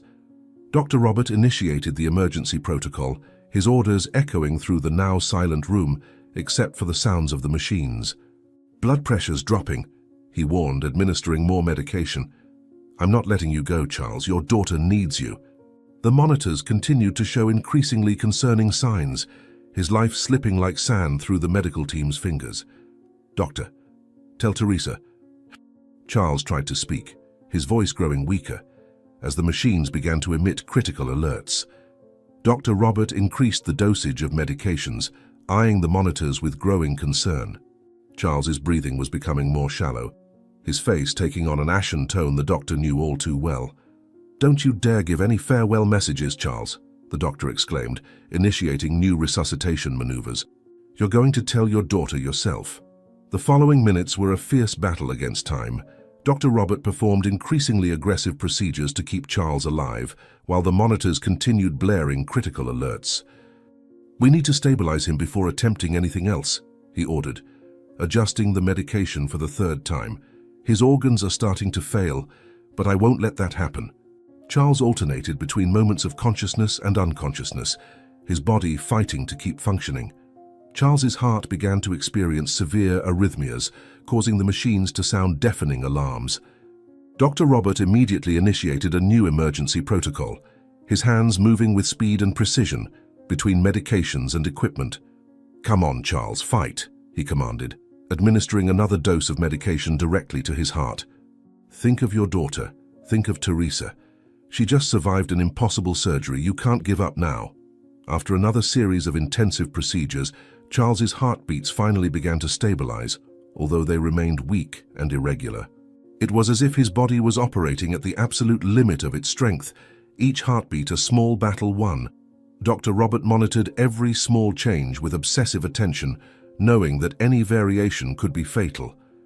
"He's balancing on a very thin line," he muttered, observing the new results. "We managed to keep him alive, but his condition is extremely delicate. One breath can topple this whole house of cards." Hours later, the soft light of the hospital room was the first thing Teresa saw as she opened her eyes. Confusion took over her mind as she tried to recognize where she was. The last memory she had was of the intense cold of the forest, the relentless rain, and the absolute fear she had felt. Her eyes scanned the unfamiliar surroundings, noticing the machines around her and the IV drip connected to her arm. Dr. Robert approached as he noticed she had woken up, gently adjusting the position of her bed. Where am I?" she asked with a hoarse voice. "The last thing I remember was so much cold and so much rain." The doctor adjusted the monitors as he carefully explained. You were found nearly frozen in the forest, Teresa. A man brought you to the hospital just in time. During the exams, we discovered you had a serious heart condition and needed to undergo a very delicate surgery." He paused, watching how the girl absorbed every word. It was a true miracle. This man, He didn't give up on you for a single second. Teresa clutched the sheet between her fingers, her voice trembling with emotion. He saved me? But why? No one has ever done anything for me. Since Mom left. You went through a very difficult surgery, Dr. Robert continued, checking Teresa's vital signs.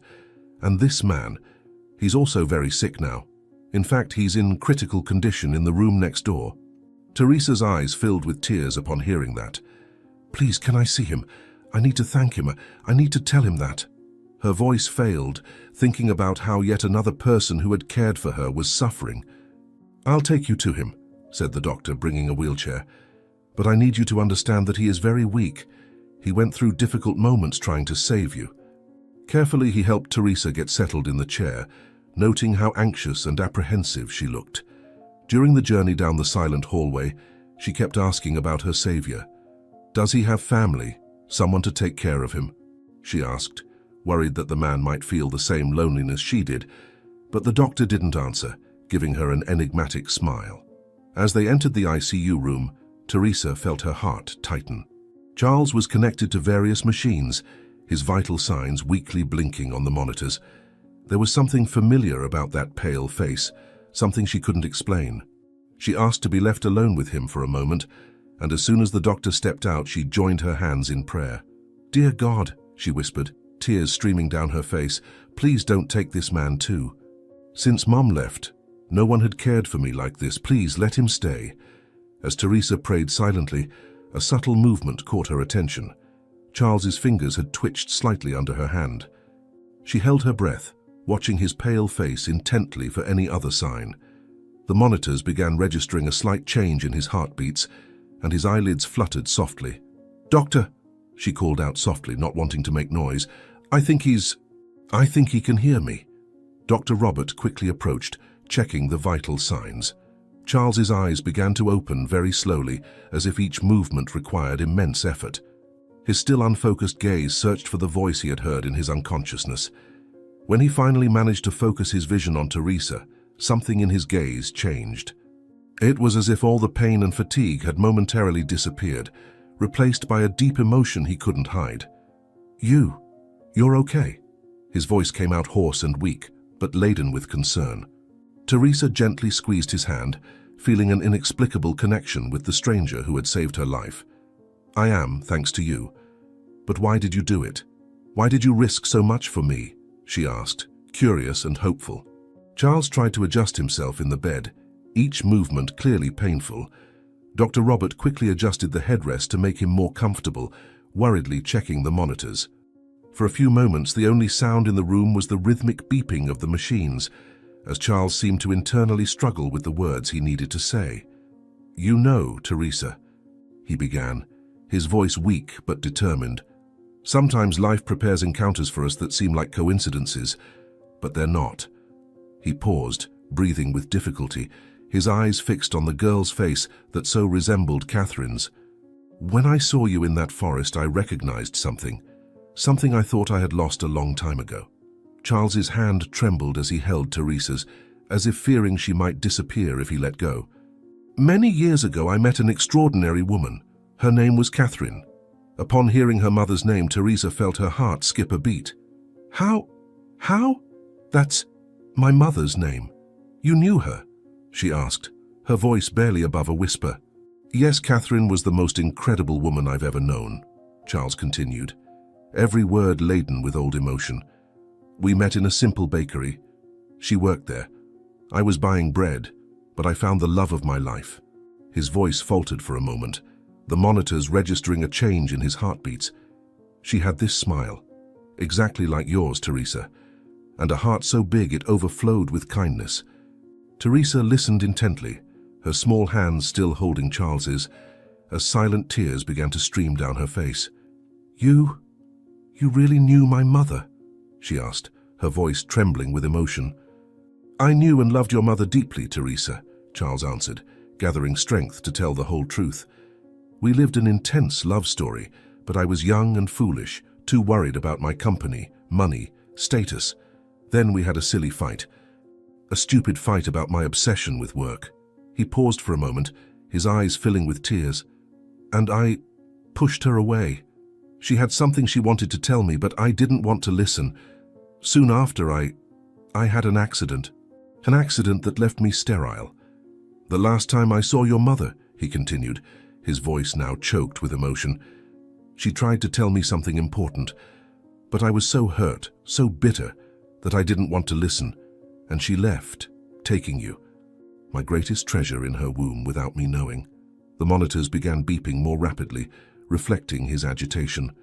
"If I had known, Teresa, if I had known you existed, nothing in this world would have stopped me from being by your side, from seeing your first steps, hearing your first words. I spent years building an empire," Charles went on, his voice gaining strength despite his physical weakness. "But what I always wanted, what I always dreamed of, was being a father. After the accident, doctors said that would be impossible. I drowned myself in work, donating millions to orphanages and children's causes, trying to fill a void no amount of money could complete. And now I find out I had a daughter, a beautiful, strong daughter like her mother." Teresa listened, paralyzed, her heart beating so hard it seemed it would leap out of her chest. Charles's words kept flowing, each one filling years of unanswered questions. "When I found you in that forest, something inside me recognized you instantly. It was as if my heart knew, even before my mind realized. And when I saw that birthmark, the same one I have, the same one my father had, it was like the world stopped spinning. You have her strength, did you know?" he continued, squeezing Teresa's hand tighter. "The same determination, the same sparkle in your eyes. Catherine always said that a person's true worth lies in the size of their heart, not their bank account. It took me so long to understand that. And now, seeing you here, so much like her, I realize your mother was right all along. All the money I have means nothing compared to this moment, being able to finally say that you are my daughter, Teresa." Tears streamed freely down Charles's face as he went on. "For all these years I built hospitals, funded medical research, trying to make up for the emptiness I felt. But nothing compares to this moment. When I discovered your heart condition, the same one I have, a rare hereditary condition, it was like fate was screaming the truth I should have discovered so long ago. If Catherine were here, she would never forgive me for being so blind, so absorbed in myself that I failed to see what was right in front of me. That night in the forest," his voice now trembled with the intensity of emotions, "when I found you nearly lifeless, chilled by the rain, it was as if all my years of regret took shape. There you were, my daughter, needing me, and I could finally do something. For the first time in my life I understood what it truly means to be a father. It's putting your child's life first, without a second thought," he said. The heart monitors recorded Charles's rising agitation, but he continued, as if he needed to let out every word kept for years. "Teresa, I know I can't make up for the lost time. I can't go back and be there when you took your first steps, when you said your first words, when you needed a father to dry your tears or celebrate your victories. But if you give me a chance, if you allow it, I want to spend every day I have left trying to be the father you always deserved." "Dad!" The word came as a whisper from Teresa's lips as tears streamed down her face. It was a word she had never uttered before, a word that carried years of secret dreams and longings. Carefully ignoring the pain of her own stitches, she leaned in and gently embraced Charles, fearing hurting him with the devices. "I always dreamed of what it would be like to have a father. Mom said one day I would understand everything. I guess that day has come." Charles closed his eyes for a moment, feeling the embrace of the daughter he had longed to know. The warmth of Teresa's touch filled his chest with a joy he had never experienced before, a kind of peace that finally filled that void he had carried for so many years. He hugged her back, with all the gentleness and care he could muster, as if touching something precious, fragile. "Thank you, daughter," he murmured, his voice choked, "for giving me this chance, for letting me be by your side. I promise you'll never have to face the world alone again." The doctor, observing the scene from afar, was visibly moved. After a few moments, he approached with a gentle and discreet smile and spoke softly to them. "Charles and Teresa, now that you have finally found each other, you both need to rest. You have a long recovery ahead, and every moment of rest will be crucial." Teresa nodded, gently releasing the embrace from her father, feeling more secure and confident than she had ever felt. For the first time, the idea of a future no longer seemed so lonely. Charles looked at her with a smile that said everything words could not express. "I love you, Teresa, and I promise to do whatever it takes to be with you for every moment yet to come." In the following days, Charles and Teresa remained in the hospital under strict medical supervision, but each other's company made every day lighter and filled with hope. They shared stories, memories of Catherine, dreams for the future and plans that had once seemed too distant to become reality. With each smile, each word exchanged, the bond between them grew stronger, filling the years of absence and forging a new path together.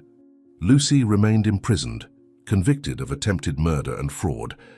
After investigations revealed her cruel actions and attempt to eliminate Teresa to secure Charles's inheritance. The evidence was irrefutable, including camera footage and incriminating documents found in her purse.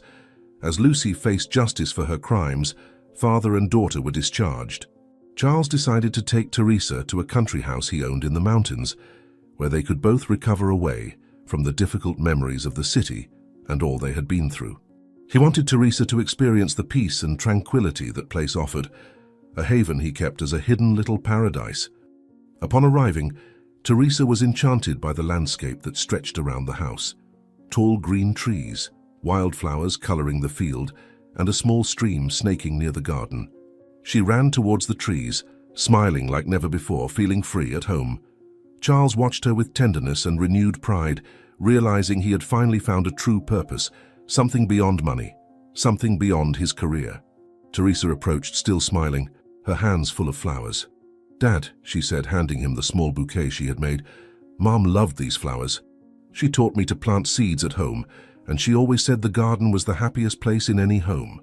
Charles took the bouquet and nodded, his eyes glistening with the memory of Catherine.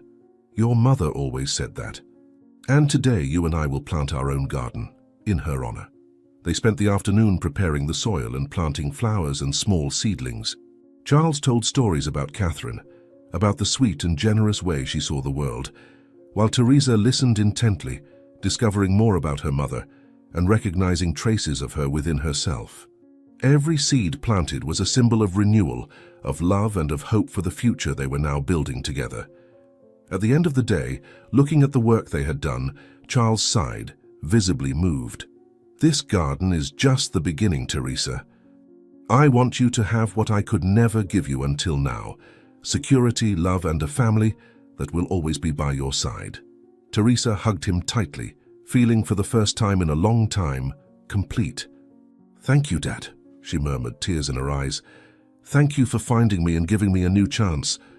Charles smiled, his eyes shining with emotion, and ran his hand through Teresa's hair like a father who, even late, found there the affection he had always wanted to offer. "Thank yourself, Teresa," he replied, his voice choked. "It was your strength that brought you here. If anyone deserves this fresh start, it's you." Teresa lowered her gaze, embarrassed and happy at the same time, still processing all the emotions bubbling in her heart. "Can we plant more flowers tomorrow?" she asked with a childlike glow in her eyes. Charles let out a light laugh, the sound so full of affection that it seemed to envelop them like a breeze. "Sure, we'll plant as many as you want," he replied, feeling his chest overflow with joy. "This garden is all yours, and it will be the most beautiful of all, just as your mother would have dreamed."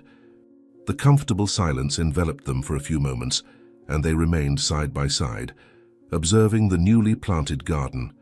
Little stars began to shine in the dark sky, and Teresa pointed to one of them with a shy smile. "Is that star up there, Mom, looking at us? Do you think she's happy?" Charles looked at the sky, feeling at peace, and then at Teresa, his heart full of tenderness. "Yes, my dear. I'm sure she's very happy, and I am too. I've never felt so complete." He pulled Teresa into an embrace, and she nestled in his arms, as if that was the place she had always belonged. At that moment, Charles knew that everything they needed to move forward was already there. The unconditional love of a family, which time and distance could never erase. They had no more doubts. They had found each other never to be separated again. At that moment, under the starry sky and surrounded by the garden they had planted together, Charles and Teresa felt that they had finally found the home they had been searching for. The silence between them was not empty. On the contrary, it was filled with promises, understanding and a new joy that united them. Teresa, holding her father's hand firmly, knew that for the first time in her life, she had a future full of possibilities. Charles, looking at his daughter, realized that his love for her had filled the void he had carried for so many years.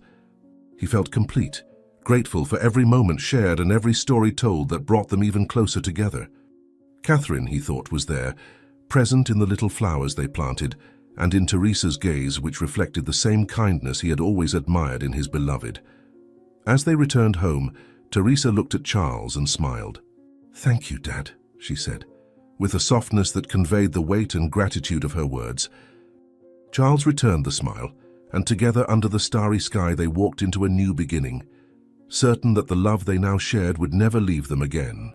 If you enjoyed this story, we invite you to like this video and subscribe to our channel. Your support motivates us to continue bringing exciting stories almost every day. Don't miss the next stunning narrative that is about to appear on your screen. We are immensely grateful to have you here with us. Now, you can click on the links that are appearing on the screen right now. We have a special selection just for you, filled with valuable stories and guaranteed entertainment. See you there.